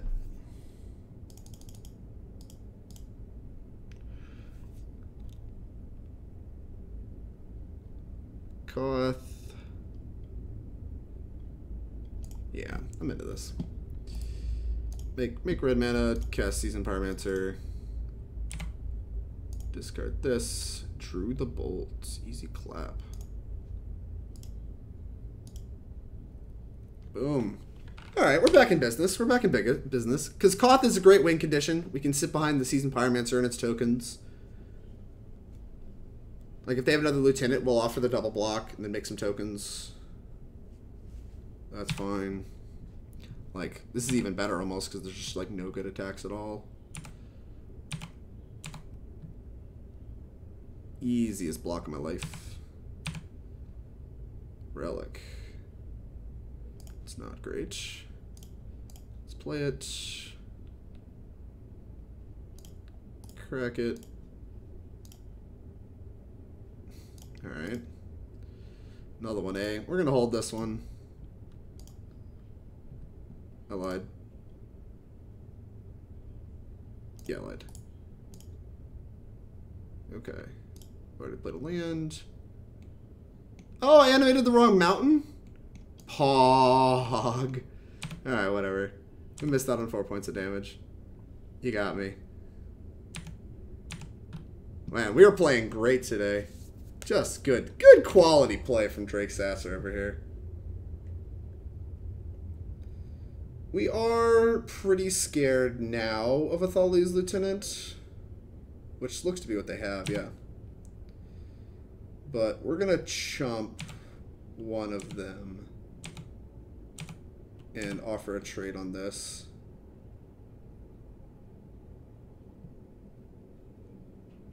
They should attack with that. We'll offer a trade there as well, just like Frostwalk Bastion plus Seasoned Pyro on it.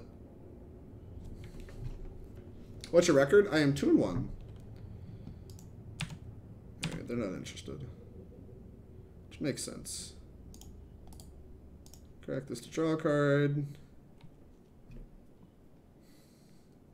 Alright, the Scrying Sheets is summoning sick. I wasn't going to animate that anyway, but you know.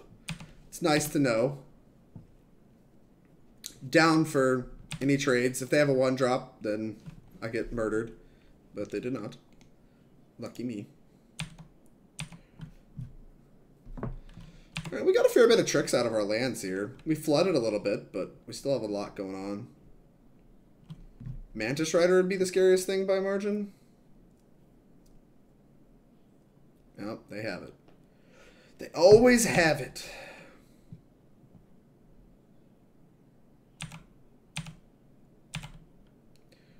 We still have decent blocks, but it's definitely a lot worse for us now. And if they have a 2-drop to boot, we're probably just dead. They likely have any creature at all. It's all coming face.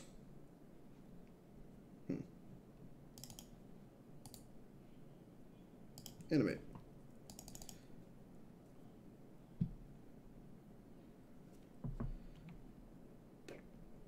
Probably going to shove everything in the front of this.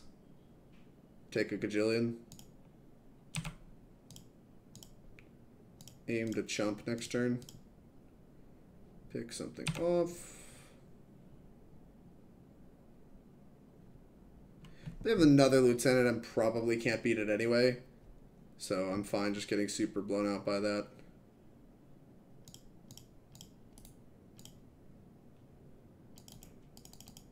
Oh, good one. Some Skreds. Okay.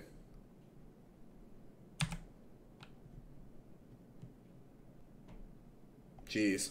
Alright, I think we're dead. Yeah, I do not think this is worth our time to continue playing. 2x humans and a zoo deck, and this is the time we cut Anger of the Gods. Chat, I think we've learned something. The universe is certainly trying to tell us something.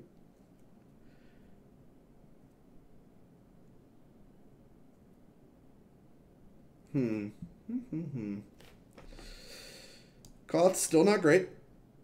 Blood Moon's still not awesome. Relic's really bad. I guess Koth gets him dead. This is kind of like the conundrum we were at before, where the relics are just like super, super bad. Never leave home without anger of the gods. Walrus guy, I think that's certainly the takeaway. I think that is certainly the takeaway. Our deck full of a bunch of 1-mana removal spells can draw way better hands than this. Easy. Loving this Chandra for the late game. Don't think it's going to be good enough in the early game, so we're just going to have to bottom it. That's something that's come up more than I would like for it to, is the fact that we don't have shuffle effects in this deck. Like, I'm putting this Chandra on bottom knowing very well that, like, now there's literally only one that we're going to see because we have no shuffle effects.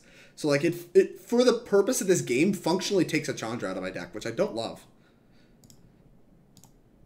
I don't think that's a reason to play fetch lands. It's just something that, like, I've had to think about that I wish I didn't have to think about. Which, like, wah, right? Bolt this. Actually, I might Bonecrusher Giant this. I've kind of learned my lesson with, what's it called? The Thalias. Like, just giving them a turn with Thalia does not feel good. Alright, yeah, no. We're just gonna Bonecrusher Giant it. Stomp. Get stomped, son. And then this is a Thalia, we can just bolt it. We could also just play Bonecrusher Giant, which is fine. Like if they play Thalia, just playing Bonecrusher Giant, it's kind of okay. Lets me double 2-mana removal spell on the following turn. Or if they play that. This isn't red, right? Pog. I'm still casting this. Gives me a turn to kind of match them on board. And we're another 1-mana removal spell. Come on, we should have an actual good chance this game.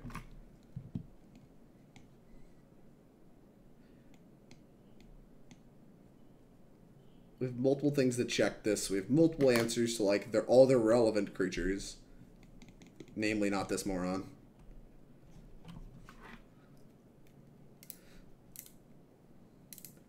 Why not play fetches? Because then we take damage off our mana base. That has a lot of downside. This deck already ends up behind on board a lot from just the nature of being chunky. Losing life is, like, very relevant. This is a Lieutenant to pump your champion up to a 2/2. It's fine by me. You attacking? Love this attack.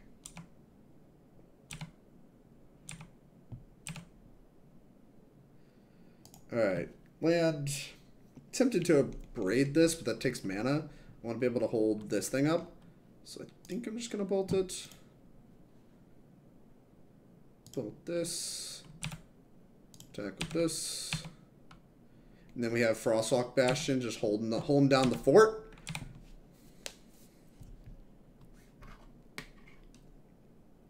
Either vile deal.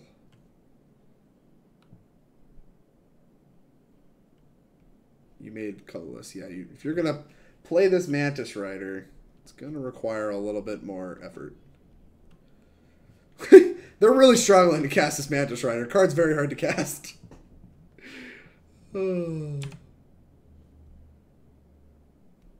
It's slim thick.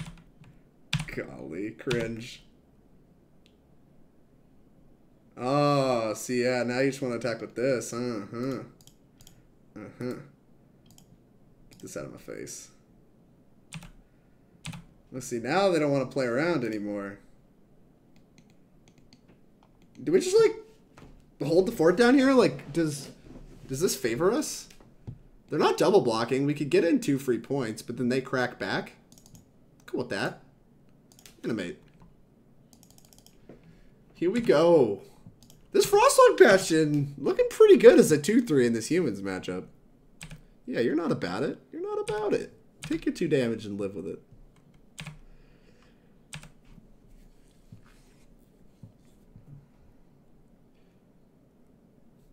I expect a crack of this Horizon Canopy pretty quick.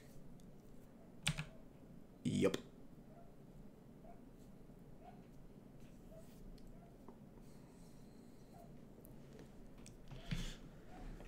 So any human grows the Thalia's Lieutenant. They might shove if they have, like, 2 things.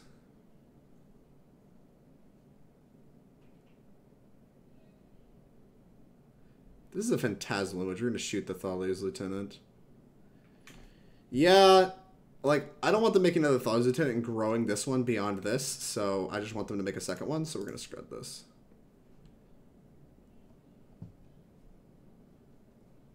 Like, I'm down with them having 2 of these clowns, as long as we can check it with this creature land. But them growing this one massive is not okay. Alright. I mean, you can make a 1-drop if you want. I'm cool with that. Yeah, that's fine too. F6. Make one of these goobers. I guess it just grows this to a 2/2. Yeah. Proc red stuff, very fine. Hit for 2, also very fine. Abrade, also very fine. This trades with this if they draw a Thales Lieutenant, whereas if they draw a Mantis Rider, we're really going to want to answer it. So I think we just have to get in this holding pattern now and hope to draw out of it. I don't know what drawing out of it looks like, but because I don't know how we're going to answer like multiple of these goobers. Bugle. Alright, that's fine. Do we shoot this in response? We have 6 snow permanents. Yeah, we probably should kill this. They draw a Thales Lieutenant, that's just too bad. Well, if they draw a Thales Lieutenant, we might just die anyway, and that might be a good argument for just not using the Abrade, but... Oh, I don't want F6. There's a chance I animate this. F6 again, they know F6 allows them to just slam. So you need Planeswalker. I need more than a Planeswalker, because any Planeswalker I play, they can just pressure very easily. I need a lot of help. I basically would have to be like Chandra right now, but they're about to draw step me with this Aether Vial.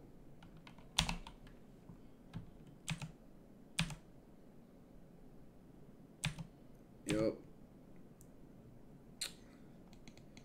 That was a good draw. Doesn't kill anything right now, so we're just gonna have to hold. The body doesn't do a whole lot either, so it's not like I'm super excited to slam it into play. I think we're gonna lose this one. I think Humans is gonna, on average, draw more cards that we care about killing than we're gonna draw removal spells, and the Planeswalkers being dead because they can just attack them very easily is pretty concerning. Like, as it stands, we can't Koth and hold up Frostwalk Bastion.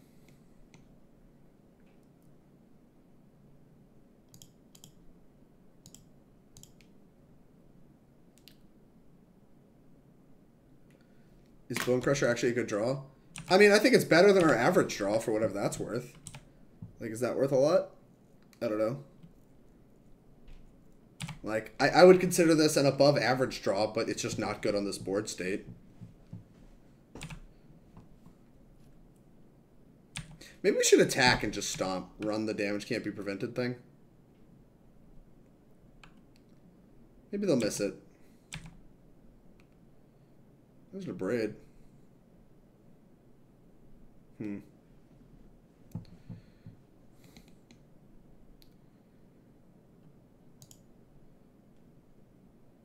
Okay. I think I'm just gonna braid this Bugler.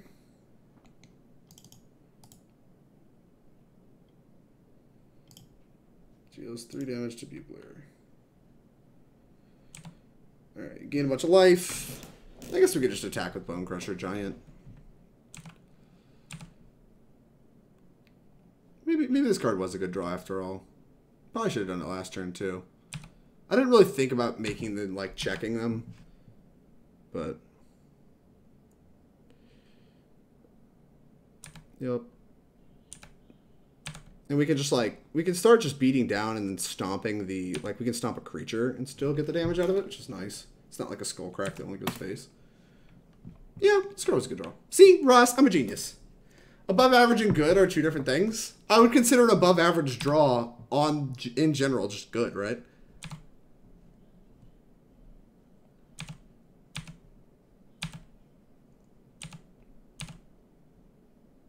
That's a good draw. That's a good draw, Ross. Because it is way above average. the point of being among the best cards in our deck. The fact that this is like kind of checking these is like pretty sick. I wish I had more creatures to go with it, but you know. Maybe I should be firing this up and slamming too, but that lets them back crack, so not worth currently. And like they have so much life. Alright. I mean, this is just kind of, we're in the Thali's Lieutenant waiting room, right? We're like, if they ever draw Thali's Lieutenant, we are comically in trouble. Although if they have a Reflector Mage of this, we're doing great. Because we can just like stomp this, replay it, and then just like kind of be in the same holding pattern with this. They Meddling Mage, we have a bolt ready to go. If they activate this and just put in a Meddling Mage, we can bolt it. I've never seen Frostwalk Bastion. Well, it's holding down the fort here. It looks like an incredible piece of cardboard right now. Okay. 4 greater than 1 last I checked. Alright. Yep. Oh, we still have to play around stuff. Here's Mountain. This is a medium draw. Because it is probably very near the average. I don't care. Oh, yeah, they're about to name Stomp. Do it!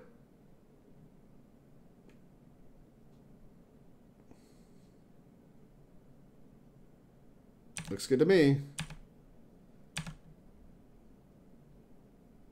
Oh, yeah, puppy.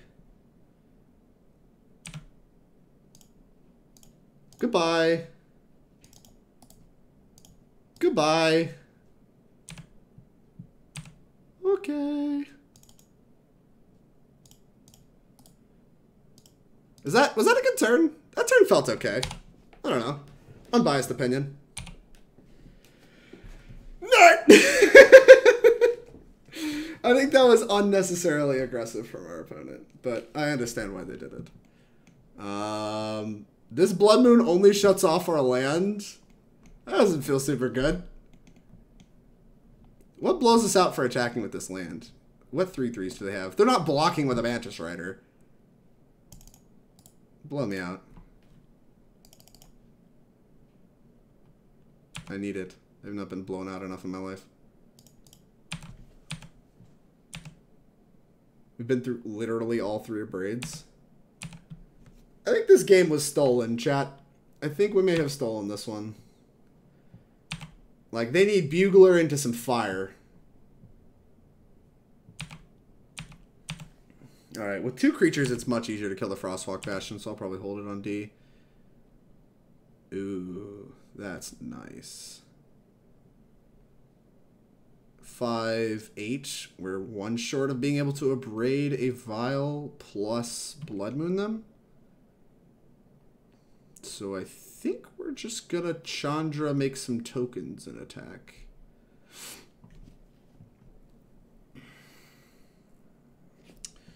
Then again, it only costs 3 mana, so we can bolt anything that like blows us out with this Bastion.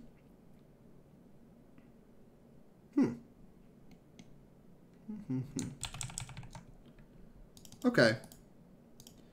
I'm actually kind of into that. We'll try to bait some kind of like double block action. And then play Chandra, and then we'll have Chandra and play for Blood Moon next turn. Yep. Reflector Mage. Malcontents. Deal 1 to me. Fine by me. Make a block. You got it.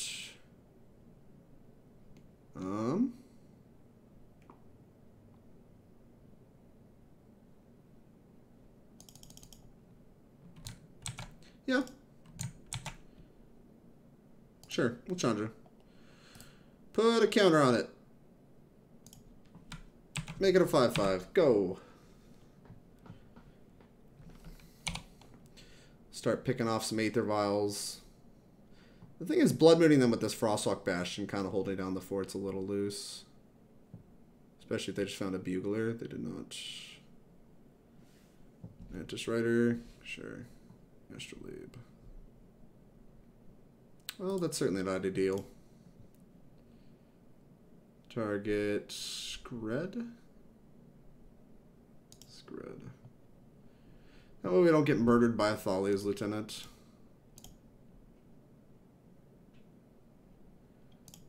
Astrolabe. Draw a card. Well, go get him, Tiger. Beats.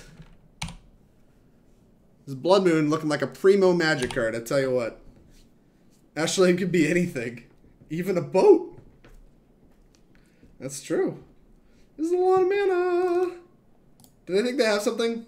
They don't have a 3/3. They don't have a 3/3. They don't have it. Yeah, that's what I thought. Go to 6. Here's a land. Go. What is your hand? What is happening? Why is this Frostwalk Bastion literally the MVP of this match? Closely followed by the card Stomp. That is a hell of a magic card. Well, I mean, if they have nothing, they are the dead. Here's a Koth of the Hammer. I'm a hammer. Bam. Boom! Let's go! Let's go. Double Ariok champion, not an issue. Why would you think that card's a problem, huh? Huh? Not an issue. Just not even an issue. Not a problem. Easily handled. I want this other Rabblemaster. We need a clock. And Blood Moon is a rancid piece of cardboard.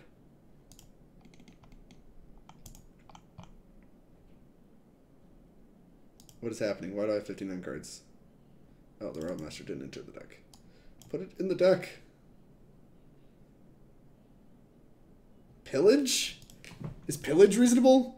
Blood Moon is actively good? I don't even believe you. I think against the Aether Vial decks, Blood Moon's actively kind of bad.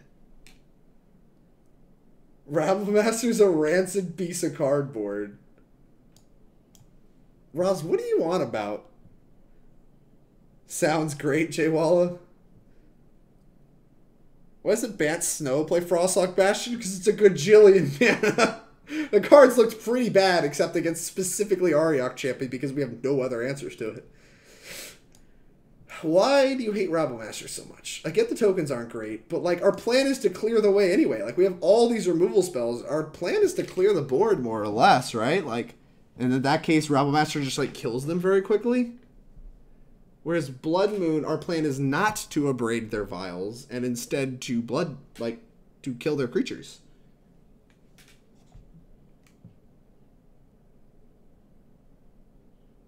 I would never board Moon on the draw against humans. Not sweepers, clearing their board is rather difficult. I mean, it is difficult, but we have a lot of spot removal spells. Like, okay, so what is Blood Moon... Like, if they don't have Vial, I'll buy that Blood Moon's pretty good. Alright, you know what? Whatever. We'll just... We'll keep the split. We'll keep the split. Especially when they have Ariok Champion. I mean, I get it. Ariok Champion's good. But our Ariok Champion gets our whole deck. Like, Ariok Champion's more or less a moat. So, like... Turn 2 Abrade Vial, turn 3 Moon. Alright, we have it drawn up. We have it drawn up. Turn 2 Abrade Vial, turn 3 Moon.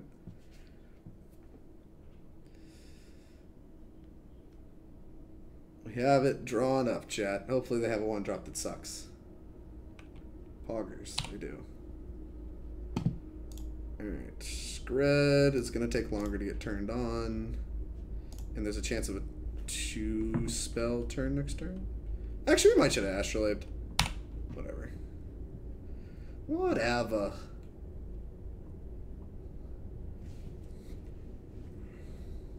No play on 2. What? Well, I'm going to take this turn off to Mind Stone.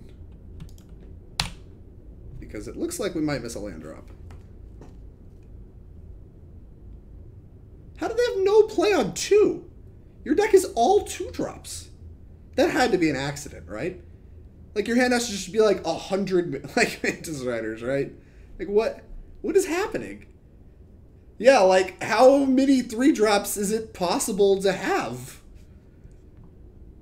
I don't know, but they apparently have them all. This is probably a Bugler. Bugle. Fine. I mean, that's what we're doing. Like, that card does not hit hard. I'm kind of into that.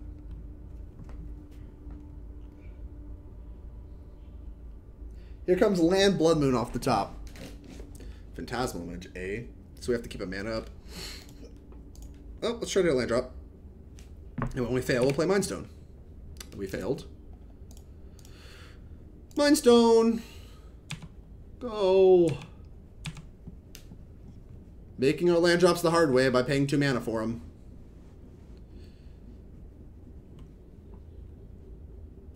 Illusion, A. Thalia's Lieutenant. Yeah, I'm cool with you copying that. Hold this. Our Skreds are always bolts minimum, so we're just going to keep the Skreds. Illusion, copy this, make it 3/3. Deal. Frostwalk. The homie! The homie's back. Back in action. Dude, I kind of love this guy. Our homie. He's back. We have access to 5 mana, so we can flashback Bolt and still have a Skred up to just murder this thing. That's pretty interesting. Pretty intriguing to me. Wait, we don't have enough red sources. What the fuck? We don't have enough red sources. Monk ass, dude. Alright, well, whatever. Just pass. Yeah. Look, it's freaking Skred. I assume we have enough red sources most of the time. Even with an Astrolabe in play, we don't have enough red sources. That's the real monk ass.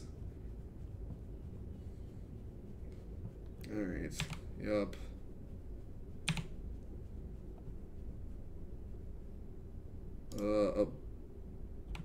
What do you have? Animate.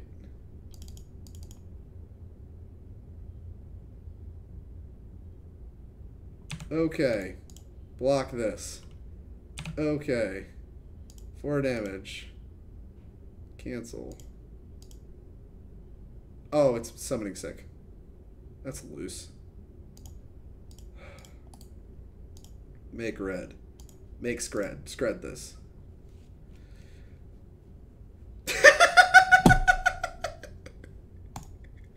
He just conceded. Understandable. Have a nice day, opponent. So if you're just face up dead to any removal spell with me 4 cards in hand? Interesting. Interesting line of play. Mismatching Mind Stones? I mean, we have mismatching basics, too. Honestly, okay, hold up. I'm in on Frostwalk Bastion now. I was low on it at the start of this league. Grixis Leader, did we just play?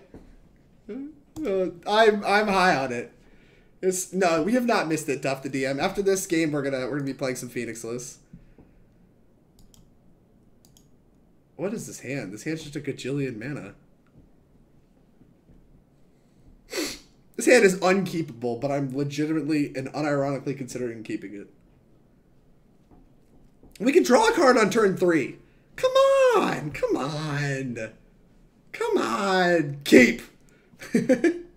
Buying Frostwalk Bastion now.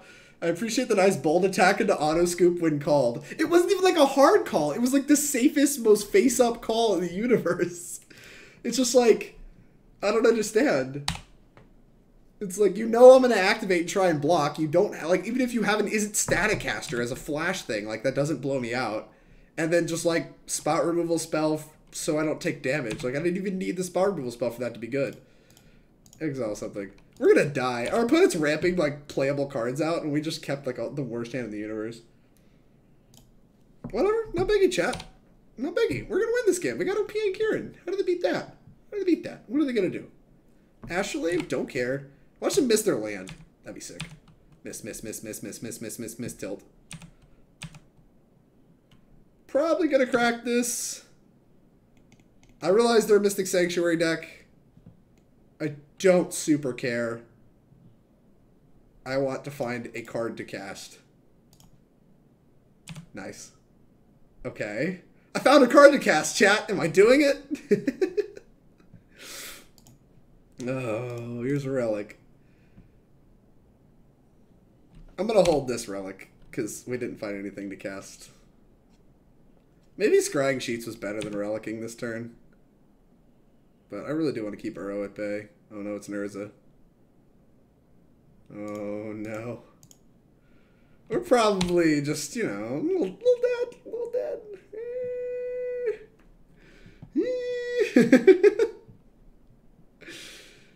PogChamp. Alright, you know, here's my 4-drop. Legend. Way better than yours. 5-head. We're gonna blow your clown up. And do various other horrible things. An Uro, that's fine. I do not care. Look at that, we're gonna catch the Uro.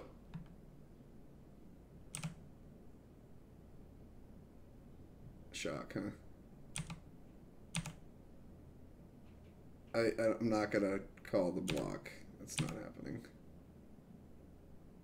Is it make food time? Oh yeah, make it 3/3? That's huge, dude. Exile Uro. We are shockingly in this game for how behind we are. Like, they have very few relevant cards, and that is a piece of cardboard.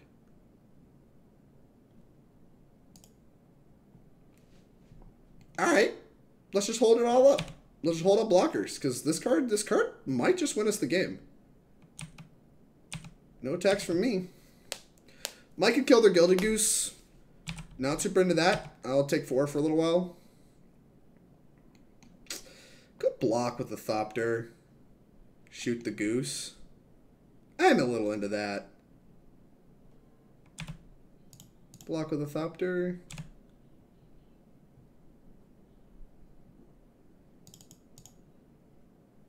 Yeah. I think that's better than activating Scrying Sheets. Just picking off the old Gooser. Make a fooder. Fine by me. Then we take no damage.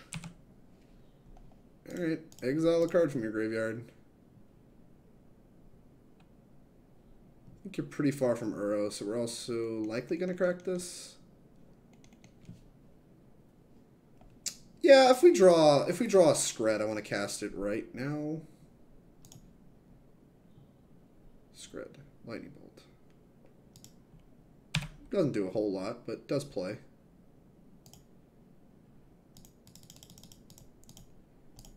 Big Mama! Big Mama! Here she comes! Nom nom nom nom nom. And up's a daisy. Can you beat Big Mama? What can you do, opponent? What you gonna do? What you gonna do when Mama comes for you? Yeah, whatever. Go. We're on the defend the Mama plan. They might Cryptic bounce it. In fact, I kind of foresee that happening. It might be tap my team and draw a card. Yeah, that's fair. You still have to hit this thing for like 8. So I don't really know how you're going to get that accomplished, but prove me wrong.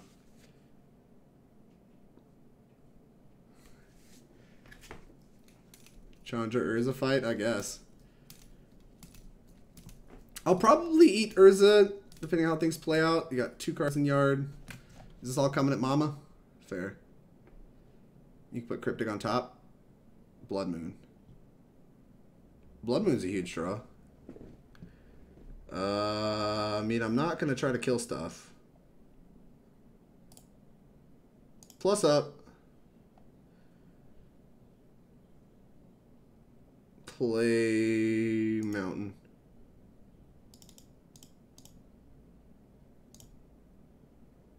Blood Moon.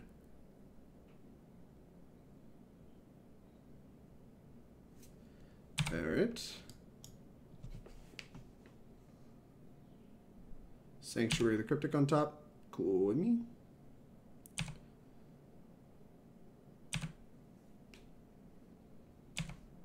Yep. Just trying to shut off the Sanctuary lock here. Successfully did so. So we can try and kill this now.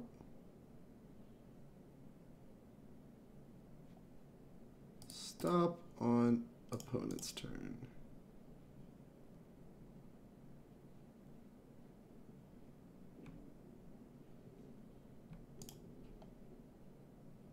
Yeah.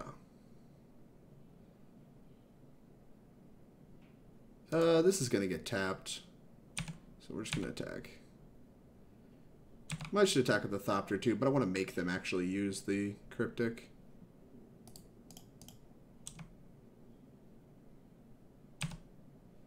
Yeah, we're gonna make them use the Cryptic and then respond to it.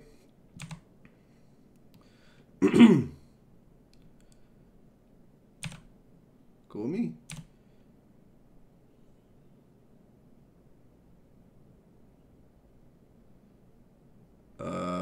Okay. Block.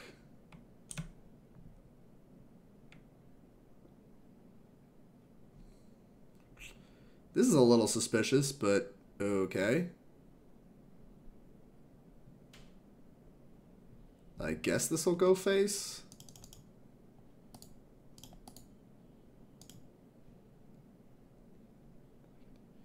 I guess we could just deal the damage to it. Yeah, we'll go face. Are you running Concrete Creator? I am not, Philosopher. I am not.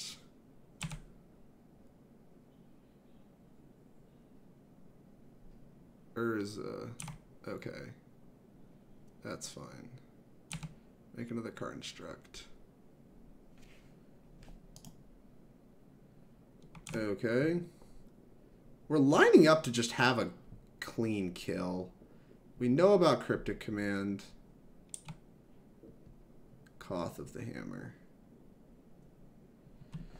So we could just eat an Urza, and then their Cryptic is down. And then we can Koth, but they have foods.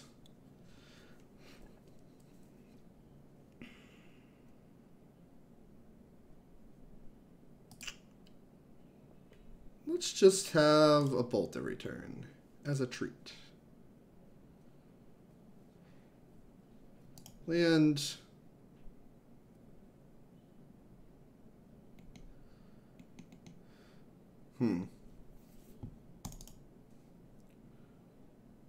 Mindstone? I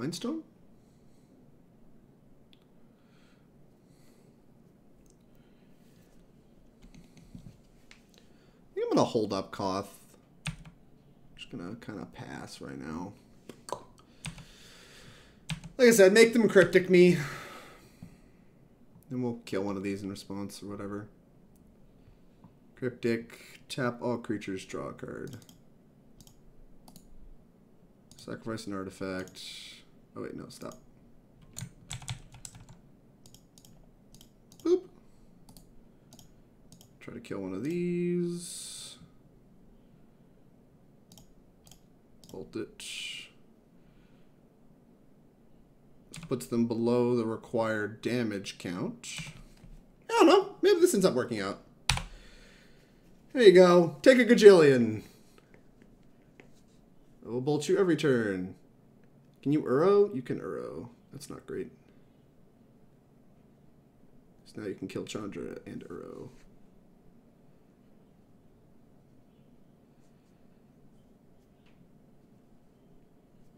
And Emery. Alright, we've probably lost. Oh darn. A bolt every turn is not going to be enough.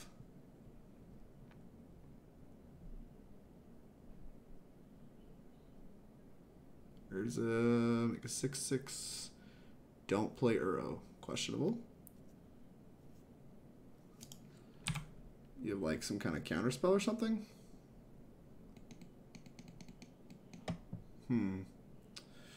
This Koth doesn't accomplish a whole lot. Not gonna lie to you all. I think we're just dead, but I don't know. They didn't cast Uro, so maybe they just missed their ability to cast Uro multiple times.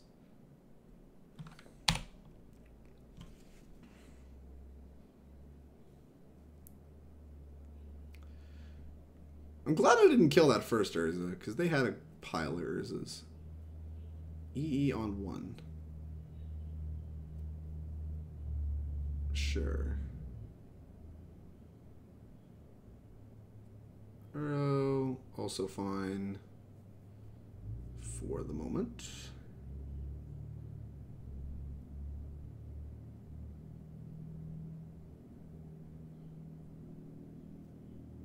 I think we're going to take one more draw step and then we'll concede.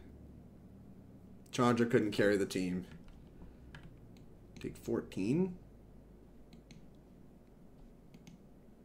I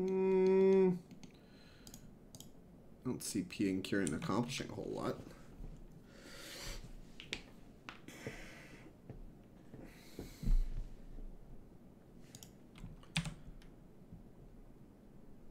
All right, what we got? All right. Uro. Maybe I should have left the other relic in play, huh? Uro's kind of problematic.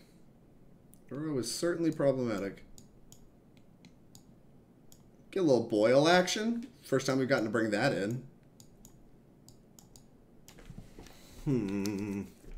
What is the axis we want to fight? Chandra's just better Valakut. Fair enough. I think Chandra is good. I think we definitely saw that in action. Do I want any of this stuff? Like, Rabblemaster, the tokens get blocked so easily. Opponent casts a blue spell this turn. This has to be good enough. Like, if there's a matchup for this, it has to be this one, right? Pillage depresses me. I don't think Grafdigger's Cage is good enough, and it shuts down our own Chandra flashbacks. I think Blood Moon's really bad. I think Bolt's okay. Bonecrusher Giant is okay. This Chandra's not great. Something like that.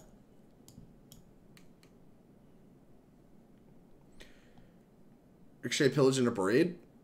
What artifacts do we want to blow up? Like, the problematic cards are Uro himself, and I'm sorry, Urza himself and Uro, right? Like counterspells. Like, they're just not an artifact deck. And all the artifacts suck, so I'm never trying to blow up an artifact. So I'm gonna try to attack their lands and their counterspells. And of course, like their Emeries and early plays. I think the one mana removal spells for like the Goosers and the Emeries is gonna matter a lot. Speaking of, I'm just not convinced this hand does enough. Yeah, I'm mulliganing this. Just not convinced it does enough. I'll keep this. So we need lands. I think it's between Pyromancer and Pia and Kiran. I think Seasoned Pyromancer is the worst card in this hand. Astrolabe. This will allow us to shoot their turn 1 thing on 2. And with a Mind Stone. Pog. Boom. Our next turn is going to look nice. Look at us. We are the acceleration deck now. That is fine. Land to be a Pog. No. We have to hold on to Skred.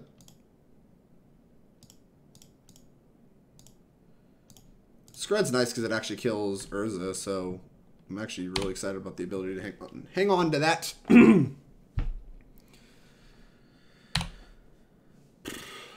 2-mana thing.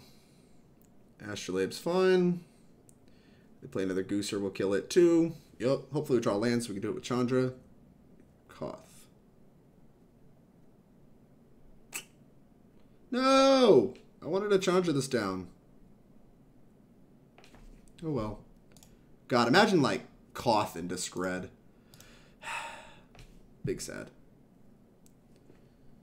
Go. We need to draw another land. Alright.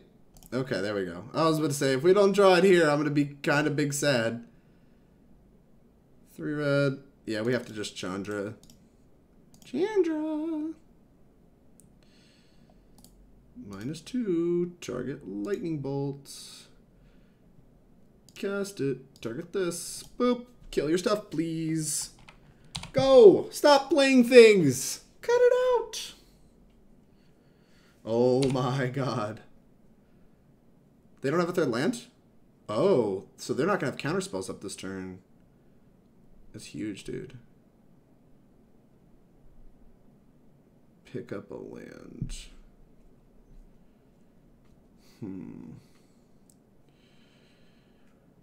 We could also just slam Koth and then activate Chandra.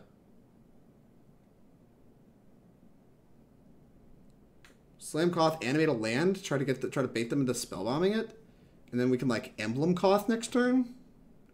Pretty into that. Embleming Koth seems really big.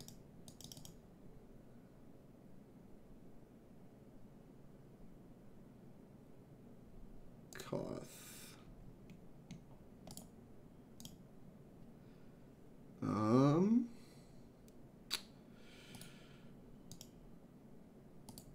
Plus on this. Put a loyalty counter on each red walker I control. That ability's nice. Combat crunch for 4. Yeah, if they bounce my land, I don't actually care that much. I don't have a land for next turn. Attack. Just gonna let it connect. Okay. Like, now they're incentivized to, like, Cryptic Bounce Koth aggressively. Like, they have to find an answer to this, because Embleming Koth is not super beatable. Oh, they're just gonna draw a card. Okay, that actually makes more sense.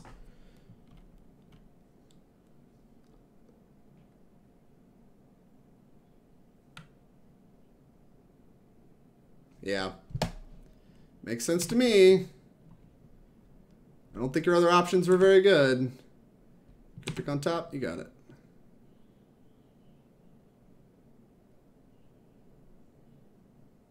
Red Galblast, Chandra. Okay, that plays.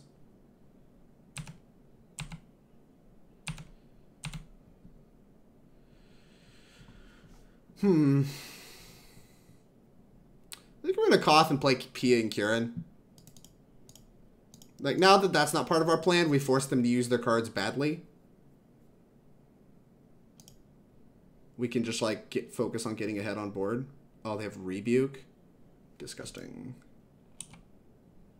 Nope. Okay. That was a good sequence of cards. And they have Cryptic twice. There's not much we can do about it. We're still going to play a Pia and Kiran. The second one we might try to draw towards a Ricochet Trap for. Was this counter draw? Yeah. Okay. Traded 4 mana for 4 mana, so ultimately it's not the end of the world. They're going to get to make a food with this Mystic Sanctuary. But they're not really getting anywhere. They're like drawing. Yeah, they're just like drawing a card and trading cards with us. I guess that's okay. Because, like, we don't have that many high-quality cards that need to be cryptic. We're probably behind on this trades.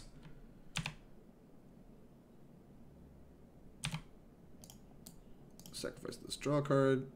Sure.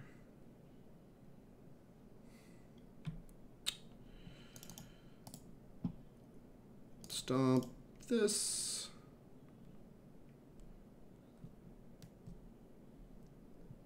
Make a fooder. Okay. Cast this.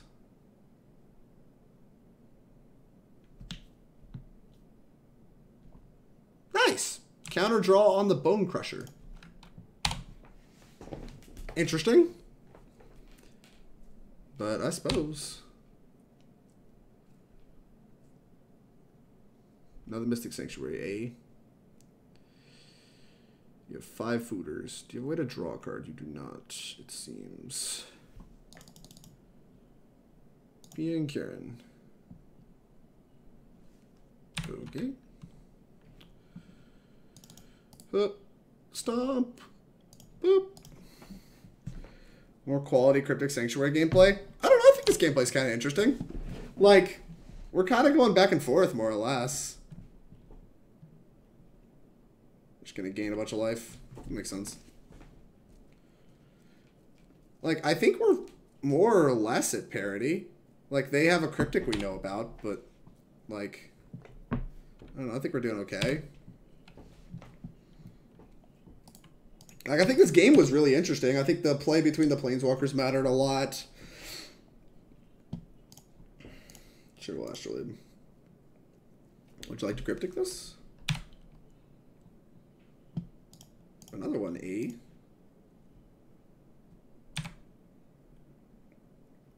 Snow-covered mountain.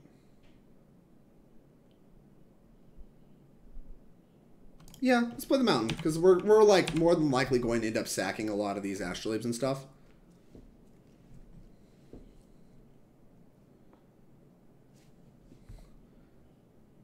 Return to hand. Draw a card? I guess that has to be draw a card, right? I don't think that actually gets anywhere, right? Am I crazy? Does that actually do anything? It lets you rebuy one of these other spells. It lets you turn your Cryptic into a different spell. If they have Uro, that's huge. This looks like they might have Uro. Black. White. Green. What the hell? Oh, EE on 4? Pog. I guess, friend. I guess. Sacrifice this to deal 2 to you. You killed it. It's dead. Memes! Look, memes, I'm playing some top tier strategies. What are you doing? Look, you played Jund, we're Skredding. It's like the same thing. They're like the same deck, more or less. They didn't play the Sanctuary last turn, so we know they have a Sanctuary in hand. What are they doing? What is my opponent doing? I'm very confused as to how this is all playing out. Urza, huh? Urza is fine with the trigger on the stack. Just gotta yeet this, right? Gotta yoink this Urza. Alright, yeah. F off. No! We can play around Dispute and thing. We didn't know about a Cryptic, right? They brought back the same Cryptic multiple times. Oh, they're just spinning. Thank God. Aether Gust! What? Huge dude. What? I'll top the Skred. What the heck? That's unbelievable. Sanctuary, huh? Put Cryptic back on top. You got it, friend. Alright. F off, please. Combat. I'm just going to slam. They want to trade the token for my Bonecrusher. I'm super into that. Because they have a Cryptic on top, and we'll just continue to beat down. Okay. Like, you have a Cryptic. I don't see how you're accepting this race. Skred. Skred's not bad. I mean, we got you on the 2-turn, friend, unless you're on that tap draw plan. This doesn't seem good. Bounce Mystic Sanctuary to owner's hand. Tap my team. Oh, you think you're going to kill me this way?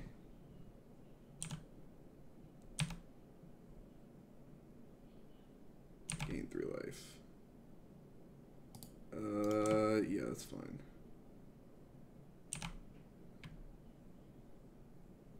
Huh. Go ahead and Skred this token.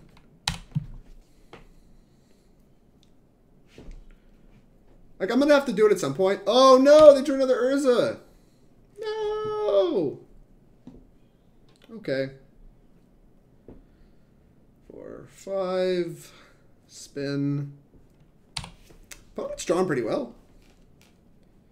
Uro. It's a hell of a draw. Opponent's drawing very well. I think we're going to lose this one, chat.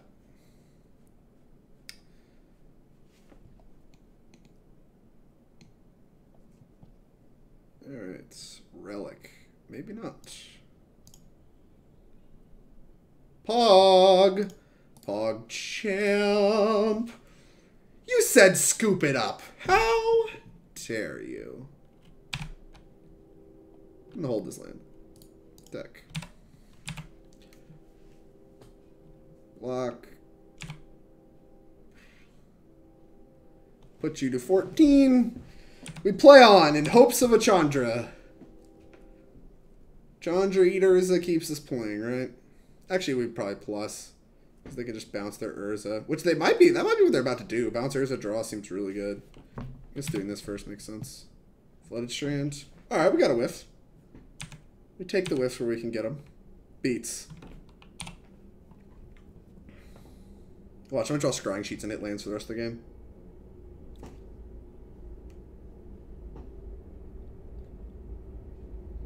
It's real gamer time. Okay, we know about Cryptic. It has to start with combat, right? Everything has to start with combat. We're not defending this Chandra from anything. Who said scoop it up? Somebody in chat said scoop it up. Who said that? No.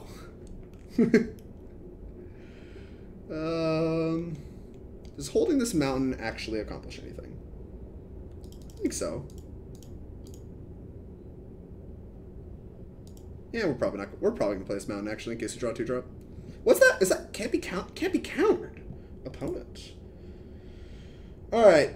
If we try to kill Urza, they just cryptic bounce and draw a card, and that is really bad, so I'm not into it. So we're just gonna start this train again. Maybe this will work.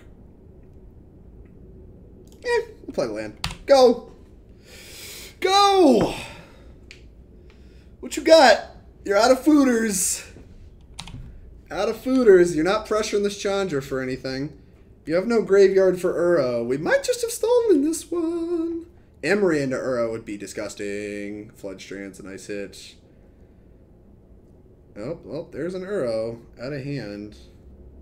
Need a lot more cards than this. They have access to a Flooded Strand they chose not to play? Oh, no, they can still play it. Okay. Beats on me, huh?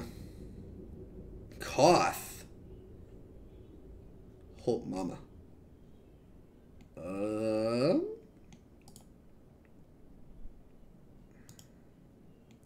Cryptic tap bounce. Chandra? Not good.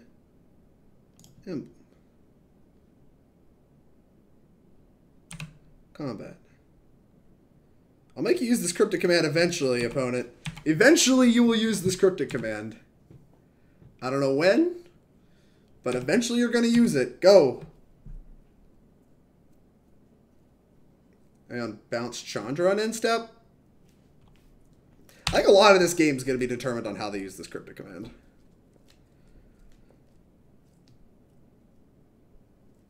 We can munch. No Emery. Emery is the card we need to fade. They probably should spin again for an Emery.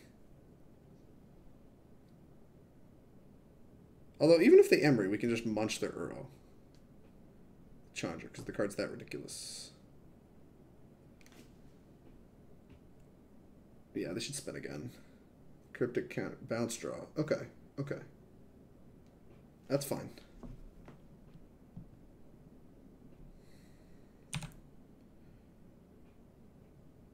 Ooh, that's huge. Huge, huge, huge, huge, huge. So, I think it all starts with combat. So that's where we're going to start this turn. Tax. These relics have been on freaking time. 7. Chandra. Could munch this. I kind of want to munch this now.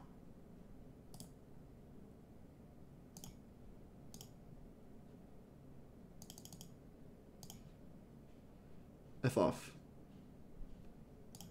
Relic.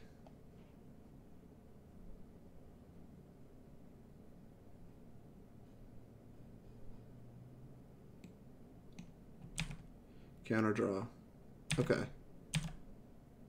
Well, that's a little bit of a problem. Because now they only need one card. Dang. Now they have Uro. Okay. But we can defend Uro here. I mean, we can defend Chandra.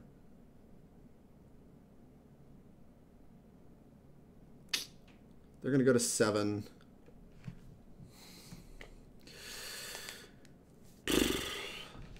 Is that 3 cryptics they've been through? 1, 2. No, they've only been through 2. Okay.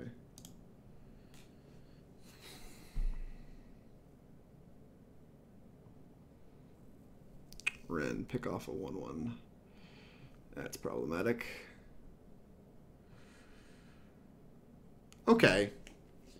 So what we can do this turn is we can wait to activate Chandra. We can play Koth, animate a land, attack. Then, I mean, we're not beating a Cryptic in a million years. We can play Koth, animate land, attack them. Maybe the Thopter goes at Ren. But we're probably going to attack them. They have to block the thing or they die to the emblems. If they have no counter spells, I think they might be dead here. This turn's really important. Because, like, this Thopter's not getting to block. So this Chandra's finna die. So if this Chandra's finna die anyway, we'd like to be able to take the Urza with it. We can play around Metallic Rebuke, but we can't beat a lot of the other counter spells.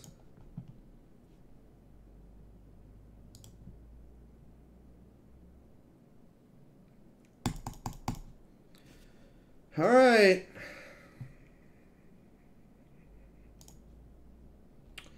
Koth, it's your time, buddy.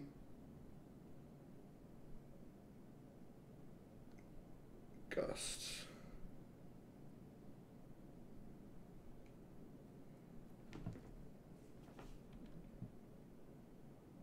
Okay. We can top this because it'll present lethal. It'll at least move the needle. Top this.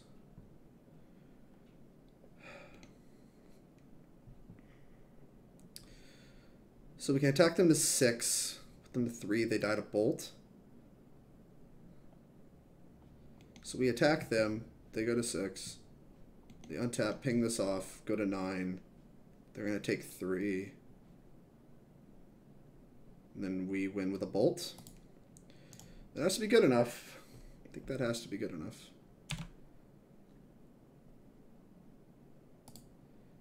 Attack you.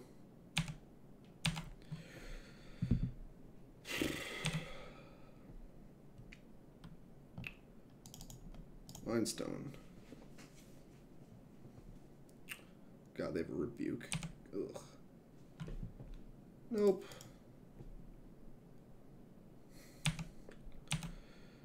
Okay. I mean, currently you're at 3.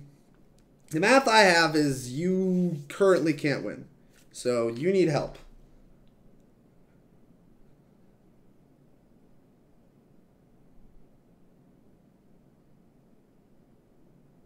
Pick off the last token. Fine. Kill Chandra. Gain 3 draw. Add a Sanctuaries. Is this coming at me? The hell? Oh no, it is coming at Chandra. A fetch land.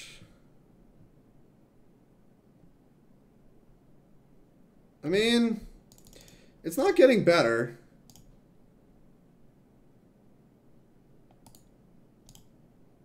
Here's a land.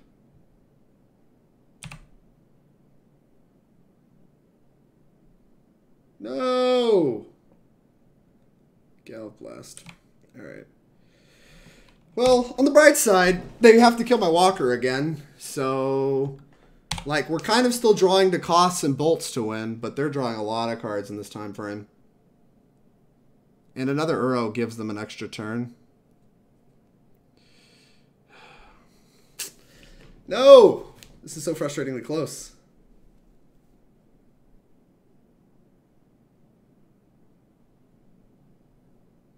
Killed Koth. Emery's fine. No Uro. God, they drew Uro. Dang. Dang, dang, dang. The 4th Uro, huh? Oh, they have 6 cards left in their deck. Maybe we just need blockers. Maybe I'm just wrong about everything and we just need blockers. Because they have to draw a card, right? Yeah, they do. No! Is this lethal? 5, 11, 12, 13? 14? No! Where were you? Ah, this is like the tightest game ever. They're at 5 cards in deck.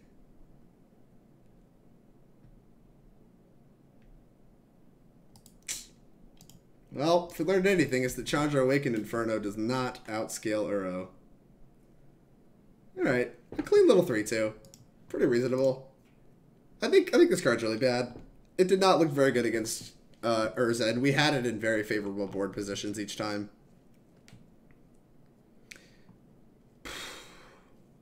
Man. Did we top Koth? Yeah, we did. Yeah. Alright. I think this deck's like close to reasonable. Like, I think we easily could have 5-0'd this league if we had played Anger of the Gods in our deck and we had a better plan for the Urza deck. I think the relics are really good. I think I need to bring in Cage or at least something of the like. Maybe more boils. Maybe a second boil. Just makes sense. I think this card's really bad. I could see like a Chandra in the sideboard, but the card was not impressive enough to have 2 of them. This card was actually pretty good. I like Chandra Acolyte of Flame enough. And like the thing is, the synergy with Koth was so big. Like when we're at 4 Koths, like this card being able to like kind of threaten to emblem of this is just like so game breaking. I think the Dragon's Claws are fine. Yeah, I mostly think these Abrades are kind of nonsense. I just want more sweepers. Like, we have plenty of cheap removal. We just want some things that get 2-for-1s that are, like, reasonably costed. Like, I understand it's a non-bow with our token generators, but, like, we can try to find favorable spots to trade off the token generators before Anger of the Gods, or we'll just Anger of the Gods before. You know what I'm saying? Like, I think it'll line up in the right order most of the time. So, yeah, I kind of want this to become a main deck Anger of the Gods. Or, like, maybe a Sweltering Suns. That way it at least puts this in the yard and we can cycle it. So, like, make this a Sweltering Suns. Make this a... I guess this can be itself.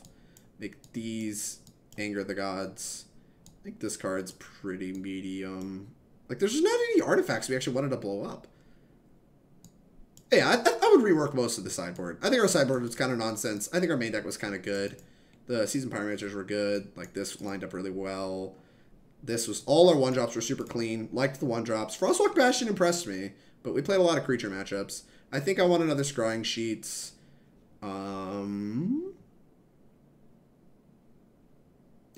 that's it. I mean, the archetype feels okay. It doesn't feel bad by any means. Like, I think a lot of our games are really interesting and intricate, especially for, like, as, like, people make fun of, like, Skred as being kind of a mouth breather Blood Moon U deck, and, like, that's just not how our games played out at all. We had a lot of moving pieces. Our combat math mattered a lot. I don't know. This deck is kind of interesting. Yeah. Oh, we need a Kozilek's return to kill stupid Aryak champion. We need one of those. that's just something we need. All right. Are there any other questions, problems, or concerns on this deck before we go ahead and wrap it up? And we're gonna play an Is It deck of my choice here soon. Hey, is Chandra Torch an option for this deck? Absolutely, 5-swinger. I think. I mean, originally I thought these were going to be Chandra Torch of Defiance, but they weren't. They ended up being okay. I think Chandra Torch of Defiance is a nice one. I don't really know what else to say about it. I think that's a reasonable card to put in this deck. If I were to build the list myself, I would probably have Chandra Torch of Defiance in it, but I definitely have some more consideration for Chandra Acolyte of Flame. Like, if I tried the list that had Torch of Defiance and it was bad, I would probably play Acolyte of Flame again. But, yeah. Karn Great Creator. I mean, Karn Great Creator would have been decent in that matchup, right? Maybe. I don't know. The thing is, like, Karn Great Creator would have been good in this league because our sideboard wasn't very good anyway, but I think our sideboard can be good. And that's kind of where the change is going to happen, is, like, Karn Great Creator makes your sideboard, like, a lot worse because you, like, are forced to have a mini wish package. And he just isn't, like, his static isn't that good in general. So I don't know that he would have been that good as a card in these leagues as just the format card, but like we wouldn't have felt the impact on our sideboard, I think. And I think that's relevant. I think I think he's fine for the deck. For right now, I would feel more incentivized to try a pile of red planeswalkers first. Like, I would try 4 Chandra Torch of Defiance before I started reaching for great creators, because I just don't see what problems this deck has that great creators solves. Like, I guess creatures, he solves the sweeper problem by having access to an ensnaring bridge, but like, outside of that, like, what artifacts are you trying to grab? Like, Topor Orb in the Amulet matchup? That's reasonable. It's also pretty good with Koth's Ritual. Like, late in the game, you can Ritual Koth and play Karn plus something kind of big. Would you register Skred in a tournament without being embarrassed or bribed given these results? Saying I would not. If I'm playing in a tournament that matters, I'm going to probably still play Amulet right now. Although I say that, yeah, I probably would. Like, the highest profile tournament, I'm just going to play the best deck, which I perceive to be Amulet right now. So if you forced a gun to my head and said, Drake, you're playing, like, Worlds tomorrow and it's the modern format, what are you playing? I'm just probably going to pick up, like, an Amulet 75 from Matthew Dilks. But, like, I could play something, like, I would play something like this in, like, a preliminary or something, like, just to kind of get some higher competition testing, because I think a lot of nonsense is going around in the leagues right now. And, like, I actively plan to play, like, the Modern Challenge with the next deck list. We're going to be playing the Phoenixless Izzet deck that I've been working on, because I'm super excited about it, and I think it's sweet, and I think it has potential. But I don't think it's at the point of being the best deck in the format yet. Current Great Creator, better in these prison-style decks. Not the Skred style deck. Yeah, like, that's what I was saying before, Blitz, is that this deck is much more a mid-range deck than a prison deck. If you wanted to be a prison deck, you would have Rituals, you would have Chalice, you would have Ensnaring Bridges main, like, all that stuff. Instead, we're doing value stuff. We're Seasoned Pyromancering. We're Pia and Kiran Nalaar, and we're Relic of Progenitus. Like, these aren't things that a prison deck does. We are playing Blood Moon as, like, the only way our mid-range deck beats big mana. Like, we're playing Blood Moon because our big mana matchup is kind of bad. Like, if you look at the rest of these cards, they don't beat big mana decks. But because we're a Blood Moon main deck, people are like, all right, well, you're a Blood Moon deck. You should beat up on some big mana. And that's just not true, because you're completely binary on Blood Moon in the main deck games. Is it Ascension? Basically. All right, that'll wrap it up. Thank you all for sticking around through Skred. Thank you for sticking around through the stream issues. If you're watching on YouTube, I hope the video came out okay, and I hope I also figure out a way to glue the 2 videos together, because it did end the recording after I ended the stream. So hopefully we get this glued together. But if you made it through all this and this makes it to YouTube, thank you very much for watching. Please hit the like and subscribe buttons. The easiest way to support me on YouTube. It doesn't cost you a dime. I really appreciate you supporting my content. If you're watching here on Twitch, we are about to play another league with a deck of mine that isn't, I don't know that it's a brew, but it is a deck I came up with myself. So I hope you all stick around for that. I'm really excited for it. And if you have been watching and you enjoy my content, please hit the follow button. It's the easiest way to support me on Twitch, and we'll let you know when I go live. Thank you all, and I'll see you next time.